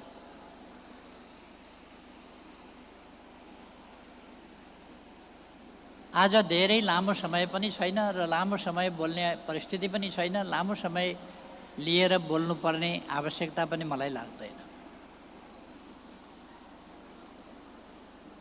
मैले दुई तीनवटा पक्षमा प्रकाश पार्ने विचार गरेको हुँ, तर आज धेरै लामो समय छैन, त्यसकारण एकदमै संक्षिप्तमा आफ्ना कुराहरू राख्न चाहन्छु। पहिलो कुरा, बुद्ध जुन ठाउँमा जन्मिनु भएको थियो, आज हामी त्यस पवित्र पुण्यभूमिमा जहाँबाट शान्तिको सन्देश विश्वमा छर्ने एउटा महामानव जसलाई हामी भगवान बुद्ध भन्छौँ, उहाँको आजभन्दा 2649 वर्ष अगाडि अथवा 48 वर्ष, 2648 वर्ष पुरा भएर आज 49 वर्ष लागेको छ बुद्ध जन्मिएको दिन। तसर्थ हामी त्यही भूमिमा आज 2649औं वर्ष शुभारम्भ भएको जन्म जयन्ती बुद्धको मनाइरहेका छौँ। उहाँको जन्म ईसापूर्व 623 मा भएको थियो। त्यसको 35 वर्षपछि उहाँले बुद्धत्व प्राप्त गर्नुभएको थियो र जन्मको 80 वर्षपछि उहाँको निधन भएको थियो। निधन भएको आज 2568 वर्ष पुरा भएर 69 वर्ष लागेको छ, जसलाई हामी महापरिनिर्वाणको दिन भनेर बुद्ध सम्वतको रूपमा मनाइरहेका छौँ। एउटा कुरामा अन्यल हुनु हुँदैन। बुद्ध सम्वतको हिसाबले आज 2569औं बुद्ध सम्वत हो। बुद्ध जन्म जयन्तीको हिसाबले 2649औं बुद्ध जयन्ती हो। यसमा कुनै दुविधा हुनु हुँदैन, किनभने उहाँको जन्म ईसापूर्व 623 मा भएको थियो। यो अहिलेभन्दा 2649 वर्ष अगाडि हुन जान्छ। त्यही पवित्र भूमिमा आज हामी मानव जातिको सुख, विश्व शान्तिको पक्षमा बोलिरहेका छौँ र त्यही बुद्ध चिन्तनको, बुद्ध दर्शनको उद्गम स्थलमा आज हामी यस सन्दर्भमा छलफल गरिरहेका छौँ। पहिलो कुरा त म सरकारको तर्फबाट भन्न चाहन्छु, यो भवन मेरै अग्रसरतामा निर्माण भएको थियो। 73 सालमा बुद्ध जयन्ती मनाउन यहाँ आउँदा कुनै पनि यस्तो सभा मनाउने खालको संरचना थिएन। हामीले पाल टाँगेका थियौँ। बिहानपख रातिको हुरी बतास र पानी, हावा हुरी र पानीले पाल पनि उडाइदियो। हामीले कार्यक्रम गरेको भन्ने ठाउँ पनि हिलाम्मे भयो। सबै सहभागीहरू जुत्ता मोजा त भिज्ने नै भए, पेन्ट पनि हिलाम्मे पारेर त्यहाँ गएका थिए। त्यसपछि मैले भनेको थिएँ अर्को वर्ष हामी कमसेकम 3000 जाने अस्थायी हलमा त्यो हामी बनाउन सक्छौँ। छिटै 3000 जाने अस्थायी हल निर्माण गरेर त्यसभित्र आनन्दले कार्यक्रम गर्नेछौँ मैले भनेको थिएँ। तर अर्को वर्ष आएन। अलिकति पछाडि नै म सरकारबाट हटेँ। त्यसको 3 महिना जति पनि भएको थिएन होला। त्यो काम बाँकी नै थियो र फेरि म 74 सालमा आएपछि 75 को बुद्ध जयन्ती मनाउनु पर्ने भयो। म 74 को फागुनमा सरकारमा आएको थिएँ र मैले वैशाखमा बुद्धको जन्म जयन्ती मनाउनका लागि 3000 क्षमताको एउटा हल तत्काल निर्माण गर्ने त्यसको प्रबन्ध गरेँ र 3000 अट्ने यहाँ नजिकैको ठाउँमा हामीले हल निर्माण गऱ्यौँ र त्यसमा कार्यक्रम मनायौँ। त्यसपछि मैले यो 5000 जाने हलको सुरुवात गरेँ। तर यो निर्माण गर्ने भनिरहँदा इकोसिस्टम ठिक नभएको हल निर्माण गर्ने भनिएको थिएन।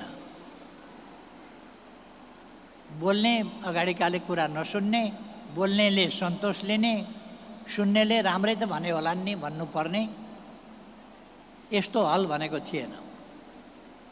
त्यसकारण म तपाईँहरूलाई भन्न चाहन्छु अर्को वर्ष हामी यस ठाउँमा अन्तर्राष्ट्रिय स्तरको बुद्ध जयन्ती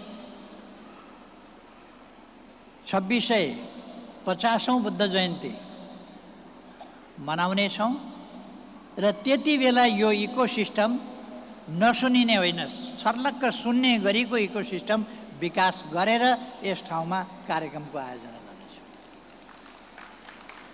विदिन 1 year हामीले यस सिस्टमलाई,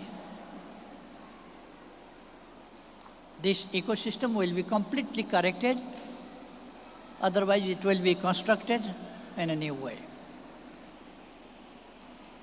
म तपाईँहरूलाई त्यो निवेदन गर्न चाहन्छु। यसपल्ट नबुझे पनि राम्रै भने होलान् भन्ठानेर चित्त बुझाउन आग्रह गर्दछु।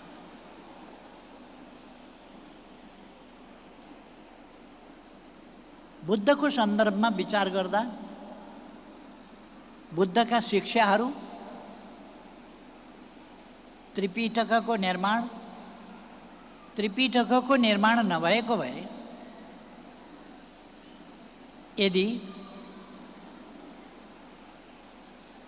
महाकाश्यप, आनन्द, उपित जस्ता उहाँका शिष्यहरूले अठोट गरेर 500 भिक्षुहरूलाई जम्मा गरेर 7 वर्षसम्म बुद्धका शिक्षाहरूको बारेमा सङ्ग्रह गर्ने र तिनीहरूलाई कति भागमा बाँड्न सकिन्छ भन्दा 3 भागमा बाँड्न सकिन्छ। त्रिपिटक अथवा 3 बास्केटमा बाँड्न सकिन्छ। उहाँले त्यो 3 बास्केटमा बाँड्नुभयो। ती साथीहरूले 3 बास्केटमा बाँड्नुभयो र ती सम्पूर्ण बुद्ध शिक्षाहरू, त्रिपिटकका बुद्ध शिक्षाहरू कण्ठाग्र गर्नुभयो। यसलाई 7 वर्ष लाग्यो। 7 वर्ष 500 भिक्षुले कण्ठ गरेर उहाँहरू डिस्पर्स हुनुभयो। म भिक्षु आनन्दलाई उहाँप्रति आभार व्यक्त गर्न चाहन्छु, कृतज्ञता व्यक्त गर्न चाहन्छु कि भिक्षु आनन्दले त्यसपछि तक्षशिलामा गएर लिपिहरू सिकेर, गणितहरू सिकेर उहाँले त्रिपिटकलाई पहिलोपल्टमा भोजपत्रमा लेखेर त्रिपिटकलाई लिखित रूपमा राख्नुभयो। जसरी वेदव्यासले अलिखित श्रुति स्मृतिको परम्पराबाट लिखित वेद 4 वेदमा रूपान्तरण गर्नुभयो। त्यसै गरी भिक्षु आनन्दले भोजपत्रमा त्रिपिटक लेख्नुभयो। त्रिपिटकको प्रथम लिपि भोजपत्रमा अहिले पनि पटना म्युजियममा छँदैछ, ओरिजिनल कपी। त्यसै गरी ती भिक्षुहरू जसले त्यो आत्मविश्वासका साथ फैलाए, शिष्यहरूको महत्त्व त्यहाँ हुन्छ जसले समर्थन गरेर मात्रै बसेन, सक्रियताका साथ बुद्धका शिक्षाहरू विस्तार गर्ने कुरामा सम्पूर्ण जिन्दगी खर्चिए, आफ्ना अनुयायीहरू बनाए र बुद्धका शान्ति, करुणा, प्रेम जस्ता कुराहरू फैलाउने काम गरे र दुनियाँमा हिंसा नहोस्, मानिसभित्र निर्ममता, हिंसा, क्रोध, आक्रोश आदि प्रवृत्तिहरू नआउन्, मैत्री भाव र करुणाको प्रवृत्ति मानिसहरूभित्र आओस् भनेर कोसिस गरे। जन्मस्थान यहीँ वरिपरि पर्दछ।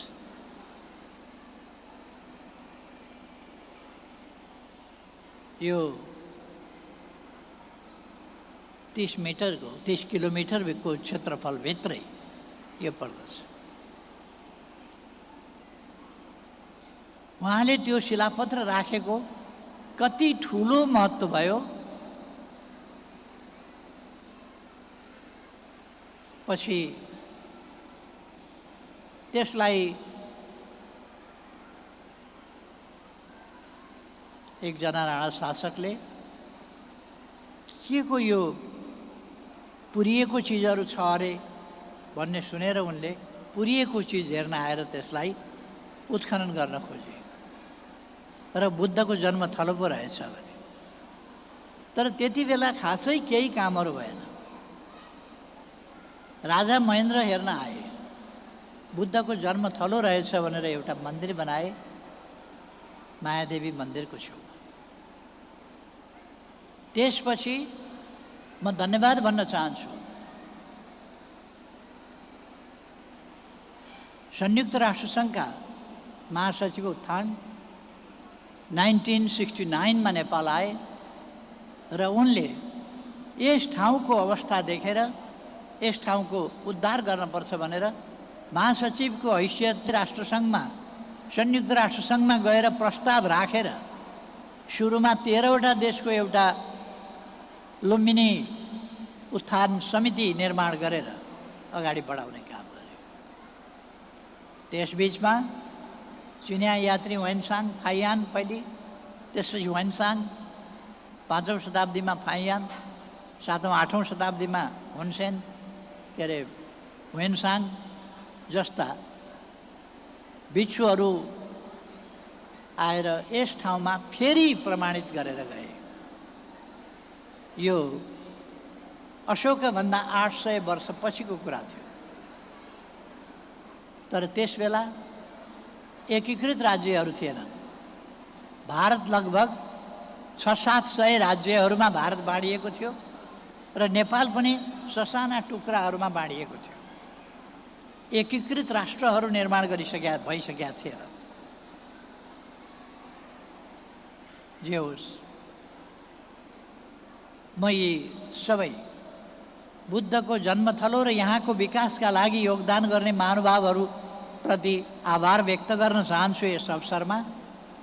र मिस्टर टाङ्गे, सेन्जो टाङ्गे, जसलाई संयुक्त राष्ट्रसङ्घले जिम्मेवारी दियो लुम्बिनीको गुरु योजना निर्माण गर्न र 6 वर्ष लगाएर उहाँले यस ठाउँको गुरु योजना निर्माण गर्नुभयो र आज हामी अनतिक्रमित यस गुरु योजना क्षेत्रभित्र यी कार्यक्रमहरू गरिरहेका छौँ। त्यसलाई पुरा गर्न बाँकी छ। अहिले सरकारको जोड मास्टर प्लान अनुसार, यहाँको गुरु योजना अनुसार यसलाई सकेसम्म छिटै पुरा गर्ने हाम्रो प्रयास रहेको छ। म सबैलाई निवेदन गर्न चाहन्छु। यसपटक ट्रान्सलेसनको पनि व्यवस्था छैन। अगाडि बस्नेले पनि सुन्नुहुन्न। धेरै नेपाली भाषीहरू अगाडि हुनुहुन्छ अनि अरू भाषाका साथीहरूका लागि ट्रान्सलेसन सुविधा छैन। अर्को वर्ष ट्रान्सलेसन सुविधा आदि सबै प्रबन्ध गर्नुपर्ने मलाई लागेको छ र त्यसको हुनेछ त्यो प्रबन्ध। लुम्बिनी विकास कोषलाई म यतापट्टि विशेष ध्यानाकर्षण गर्न चाहन्छु कि सम्मेलनको प्रबन्धलाई अझ बढी सुव्यवस्थित गरियोस् र अनुवादको समेत केही प्रमुख भाषाहरूमा अनुवादको समेत प्रबन्ध गरियोस्। त्यसका लागि पनि ध्यान दिन जरुरी छ भन्ने म ठान्दछु। समयक्रममा बुद्धका त उपदेशहरू हुन्। ती उपदेशहरू मार्फत जुन शिक्षा बुद्धले दिनुभएको छ ती विश्वका लागि महत्त्वपूर्ण छन्। झन्डै भर्खर अहिले मात्रै, केही दिन अगाडि मात्रै हाम्रै छिमेकमा झन्डै भारत र पाकिस्तानको अलिकति हात हलाल त भएको थियो, तर हात हलाल बढ्न पाएन। संयमका लागि उहाँहरूलाई धन्यवाद छ। हामीले सुरुदेखि भन्यौँ विस्तार हुन नपाओस् है। यो हात हलालको स्थिति लडाइँमा परिणत हुन नपाओस् भन्ने हामीले कामना गऱ्यौँ। उहाँहरूसँग पनि कुरा गऱ्यौँ। नभन्दै उहाँहरूले लडाइँमा जान नदिने प्रतिबद्धता व्यक्त गर्नुभयो। फेरि पनि केही खचपचहरू, आरोप प्रत्यारोपको स्थिति छ। अर्थात् बुद्धका शान्तिका सन्देशहरूको अर्थ अहिले पनि छ, जहाँ पनि छ, व्यक्तिलाई छ, व्यक्तिको आफ्नो मनस्थितिको शान्तिका लागि छ, पारिवारिक शान्तिका लागि छ, सबै कुराका लागि शान्तिको महत्त्व छ। र आज जति बेला मास डिस्ट्रक्सनका हतियारहरूको निर्माण र त्यसको थुप्रो लगाउने काम भइरहेको छ, यो विश्व मानव अस्तित्व र धरतीको अस्तित्वको लागि बहुत खतरनाक चिज हो। यसकारण यस खतरनाक चिजबाट उन्मुक्तिको लागि हामी फेरि पनि विश्व शान्तिको पक्षमा रहनु पर्दछ र काम गर्नुपर्छ। यस प्रसङ्गमा केही शताब्दीहरू बितेपछि बुद्धिज्म फैलिने क्रममा कतै पुग्यो र त्यो महायानको रूपमा रह्यो, कतै पुग्यो त्यो थेरवादको रूपमा रह्यो, कतै पुग्यो त्यो वज्रयानको रूपमा रह्यो। सबै यानका सानातिना भिन्नताहरू भए पनि मूल कुरो बुद्धका उपदेश हुन्, शान्तिका उपदेश हुन्, मानवतावादका उपदेश हुन् र करुणाका उपदेश हुन्। त्यसकारण मुख्य कुरा यसमा हामी जान पर्दछ र डिफरेन्सेसमा होइन, बुद्धका मुख्य उपदेशहरू, आदर्शहरू, तिनीहरूलाई हामीले समाउनु पर्दछ। यस ठाउँको विकास, लुम्बिनी क्षेत्रको विकास, यसको बफर जोनको विकास, यी सबै कुराहरूमा हामीले उपयुक्त ध्यान दिनुपर्छ। बुद्धका शिक्षा उपदेशको विस्तारका लागि र तिनको अझ बढी व्यवस्थित बुझ्ने बुझाउने प्रयासका लागि, खोज अध्ययन अनुसन्धानका लागि हामीले लुम्बिनी बौद्ध विश्वविद्यालयको स्थापना गरेका छौँ र म विश्वविद्यालयले बुद्धिज्मको सन्दर्भमा खोज अध्ययन अनुसन्धानमा ध्यान दिनेछ र यसमा महत्त्वपूर्ण योगदान पुर्याउनेछ भन्ने विश्वास गर्दछु। अहिले मैले धेरै समय लिन भन्दा पनि हरेक कुरालाई डिस्टेन्सले कमजोर गर्छ। Distance weakens and dilutes everything. Gravity, light, sound, magnetism, everything. It dilutes and weakens and finally finishes. But the teachings of Lord Buddha are still not only valid, but they are shining more and they are attracting the people, attracting the world. And those teachings of Lord Buddha, they are more valid, more necessity for the today's world.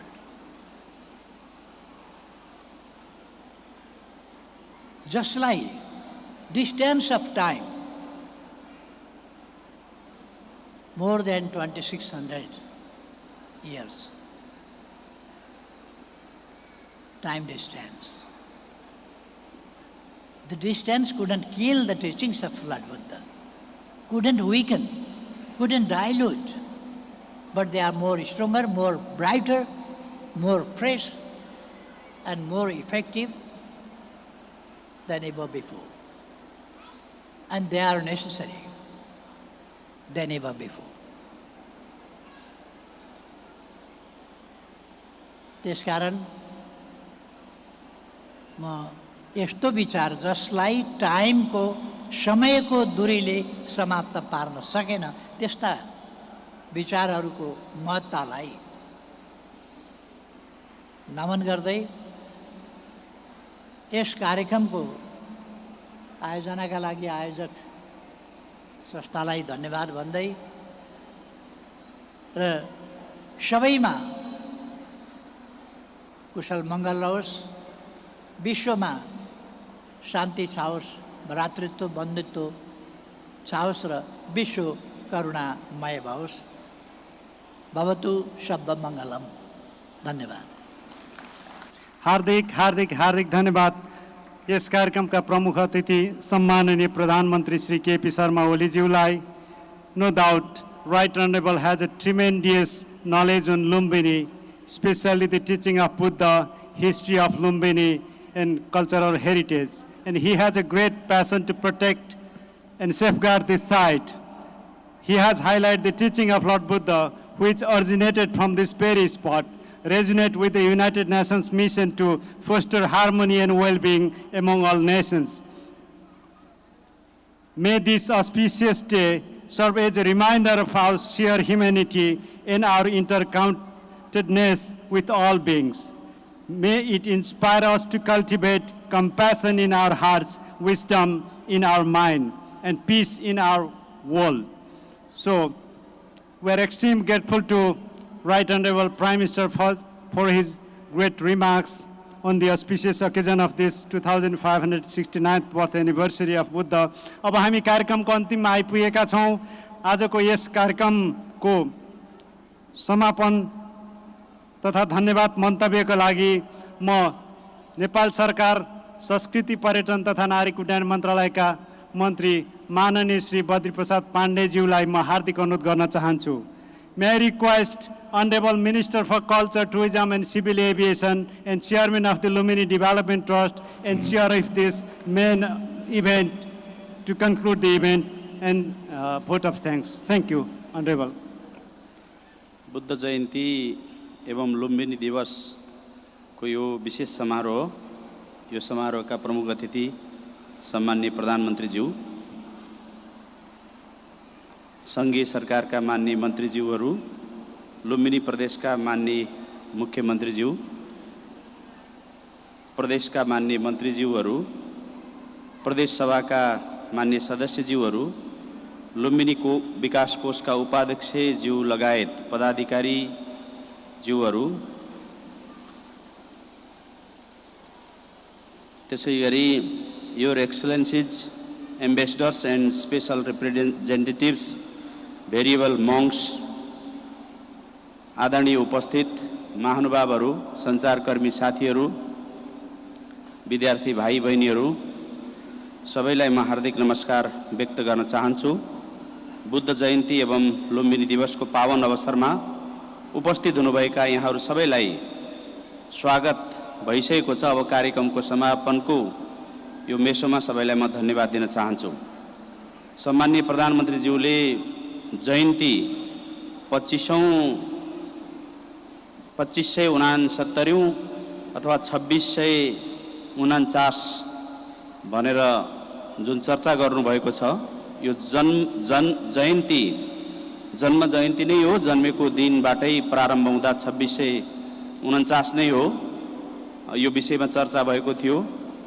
तर हामीले बुद्धिज्मका ज्ञाता, शास्त्रीय ज्ञाता, शास्त्रका ज्ञाताहरूलाई समेत राखेर उहाँहरूको समेत परामर्श लिएर हाम्रो कोषले, नेपाल सरकारले अर्को वर्षबाट जन्मेको दिनलाई नै गनेर जयन्ती मनाउने कुराको प्रबन्ध मिलाउने कुराको म सम्माननीय प्रधानमन्त्रीज्यूलाई विनम्रताका साथ आग्रह गर्न चाहन्छु। त्यसैगरी यो हलको साउन्ड सिस्टमको बारेमा योभन्दा अघिल्लो कार्यक्रममै प्रधानमन्त्रीज्यूले चासो व्यक्त गर्नुभएको थियो र हामीलाई निर्देशन दिनुभएको थियो। अर्को कार्यक्रम हुने बेलासम्म यसलाई साउन्ड सिस्टमलाई सुव्यवस्थित गर्ने, सुनिने बनाउने भन्नुभएको थियो। सोही अनुसार हामीले यो करिब 1 महिना अगाडिको कुरा हो, हामीले यसको प्रारम्भिक प्राविधिक अध्ययन गरिसकेका छौँ। यो बनाउने मन्त्रालय शहरी विकास मन्त्रालय अथवा हाम्रो मन्त्रालय र अर्थ मन्त्रालयसँग समेत हामीले गर्नुपर्ने आवश्यक समन्वय गरेर प्रधानमन्त्रीज्यूको निर्देशनमा अर्को बुद्ध जयन्तीको समय नआउँदै हामीले यो साउन्ड सिस्टमलाई व्यवस्थित बनाउने, बोल्नेले बोलेको कुरा, सुन्नेले सुन्ने वातावरण बनाउने कुरा म आग्रह गर्न चाहन्छु। त्यो बनिसक्नेछ भन्ने कुराको आग्रह गर्न चाहन्छु। गौतम बुद्धको जन्म, बुद्धत्व प्राप्ति र महापरिनिर्वाण प्राप्ति पनि वैशाख पूर्णिमाकै दिन भएकोले विश्वभरिका बौद्ध समुदाय तथा शान्तिप्रेमी सबै महानुभावहरूका लागि आजको दिन असाध्यै महत्त्वपूर्ण रहेको छ। The birth, enlightenment and Mahaparinirvana of Gautam Buddha all occurred on the day of the full moon in the month of Vaishak, making today an immensely significant day. भगवान बुद्धले पहिलो पाइला टेकेको यो पवित्र भूमिमा आज उपस्थित भई उहाँको करुणा, ज्ञान र सद्भाव जस्ता शाश्वत शिक्षाले जीवनलाई सत्मार्गमा डोर्याउन र विश्व शान्तिको सन्देश फैलाउन प्रेरणा लिने आजको दिन हामी सबैका लागि विशेष महत्त्वको छ। लुम्बिनी साझा श्रद्धा र शान्तिको भूमि हो। बुद्ध समस्त मानवताको साझा ज्योति हुनुहुन्छ। उहाँको ज्ञान कल्याणकारी छ, सबै प्राणीको हितका लागि प्रज्वलित छ।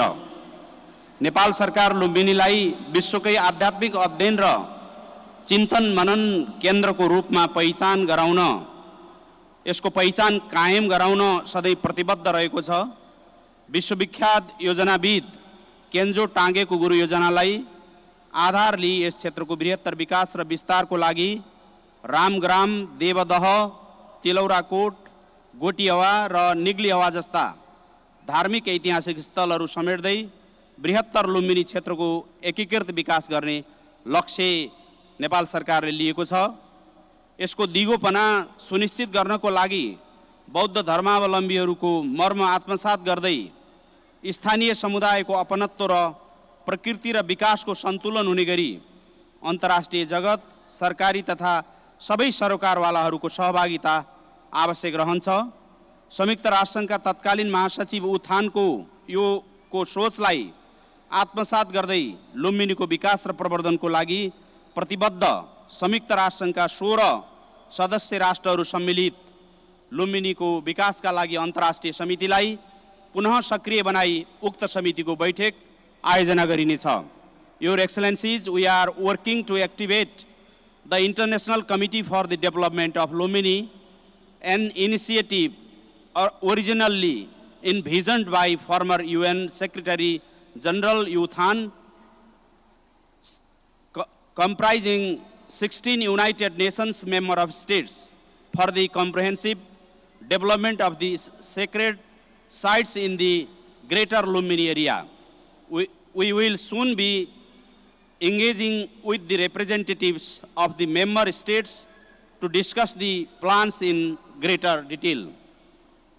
यसबाट लुम्बिनीको बृहत्तर विकासमा विश्व समुदायको सहकार्य र प्रतिबद्धता सुनिश्चित हुने विश्वास गरिएको छ।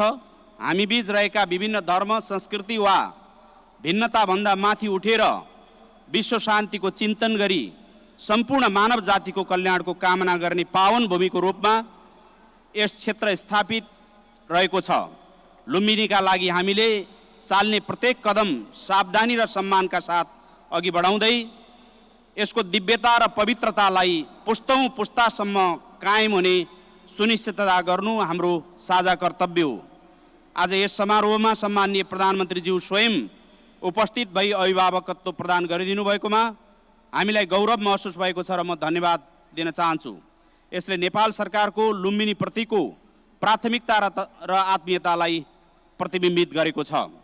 म अन्तमा मुख्यमन्त्रीज्यूले पनि अघि चासो व्यक्त गर्नुभएको भैरवा विमानस्थल सञ्चालनका सम्बन्धमा नेपाल सरकार बडो तत्परताका साथ लागेको छ। सम्माननीय प्रधानमन्त्रीज्यूको नेतृत्वमा हामीले 2टा अन्तर्राष्ट्रिय विमानस्थल सञ्चालन गर्ने गरी नेपाल सरकारले मन्त्री परिषदबाट कार्ययोजना बनाएर त्यो कार्ययोजना पास गरेका छौँ। कार्ययोजना अनुसार विभिन्न निकायहरूलाई 2टै अन्तर्राष्ट्रिय विमानस्थलहरू काठमाडौँ बाहिरका पोखरा र भैरवा विभिन्न सेवा सुविधाहरू 2 वर्षका लागि 83 सालको भदौसम्मका लागि हामीले व्यवस्थित गरेका छौँ। तर कतिपय कुराहरू अझै पनि कार्यान्वयन हुन नसकिरहेको अवस्था, त्यो कारणले लुम्बिनी र भैरवा विमानस्थल चलायमान नभएको, जसका कारणले लुम्बिनीमा आउने मानिसहरूको आवत जावत भने जस्तो हुन नसकिरहेको, अन्तर्राष्ट्रिय विमानस्थल निर्माणमा भएको लगानी र त्यसपछि भएका निजी क्षेत्रका लगानीहरूले न्याय पाउन नसकेको अवस्थामा नेपालको पर्यटन क्षेत्रलाई चलायमान बनाउनका लागि केवल पर्यटन क्षेत्र अथवा यो मन्त्रालय मात्रै चलायमान भएर हुँदैन। यो एउटा मल्टी सेक्टरल विषय हो। त्यसकारणले त्यसमा सम्बद्ध सबैलाई सक्रिय पार्नुपर्छ। सबैले पर्यटन क्षेत्रको विकासका लागि हाम्रा यस्ता पावन भूमि तीर्थहरूको तीर्थाटनलाई प्रभावकारी बनाउनका लागि कसले के भूमिका निर्वाह गर्नुपर्छ, भौतिक मन्त्रालयले के भूमिका निर्वाह गर्नुपर्छ, श्रम मन्त्रालयले के भूमिका निर्वाह गर्नुपर्छ, गृह मन्त्रालयले के भूमिका निर्वाह गर्नुपर्छ, परराष्ट्र मन्त्रालयले के भूमिका निर्वाह गर्नुपर्छ र त्यो अन्तर्गतका निकायहरूले के भूमिका निर्वाह गर्नुपर्छ भन्ने सन्दर्भमा एउटा सर्वपक्षीय छलफल कार्यक्रम सम्माननीय प्रधानमन्त्रीज्यूकै नेतृत्वमा उहाँकै अभिभावकत्वमा जेठ 7 गतेका दिन हामी आयोजना गर्दैछौँ र त्यो बैठकपछि हामीले कसले के गर्ने, के गर्दाखेरि हाम्रा एयरपोर्टहरू चलायमान हुन्छन्, पर्यटन क्षेत्रको चौतर्फी विकास, बहुआयामी विकास सम्भव हुन्छ भन्ने कुराको निचोड र निष्कर्षमा जेठ 7 गतेका दिन पुग्नेछौँ। म त्यो विश्वास दिलाउन चाहन्छु यहाँको निजी क्षेत्र लगायत मुख्यमन्त्रीज्यू लगायत चासो राख्ने सबै प्रदेश सरकारका र प्रदेशका सांसद साथीहरूको चासोलाई म आग्रह गर्न चाहन्छु। यस पावन दिनमा दिव्य भूमिमा उपस्थित यहाँहरू सबैको शान्ति र कल्याणको हार्दिक कामना गर्न चाहन्छु।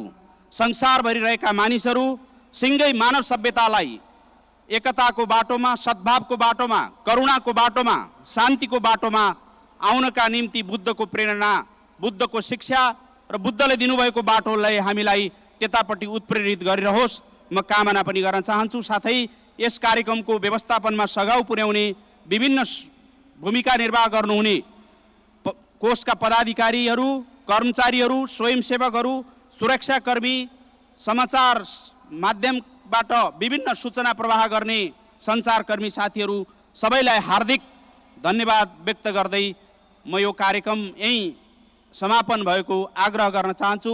धन्यवाद, नमस्कार, जय नेपाल, अप्पदीवो भव।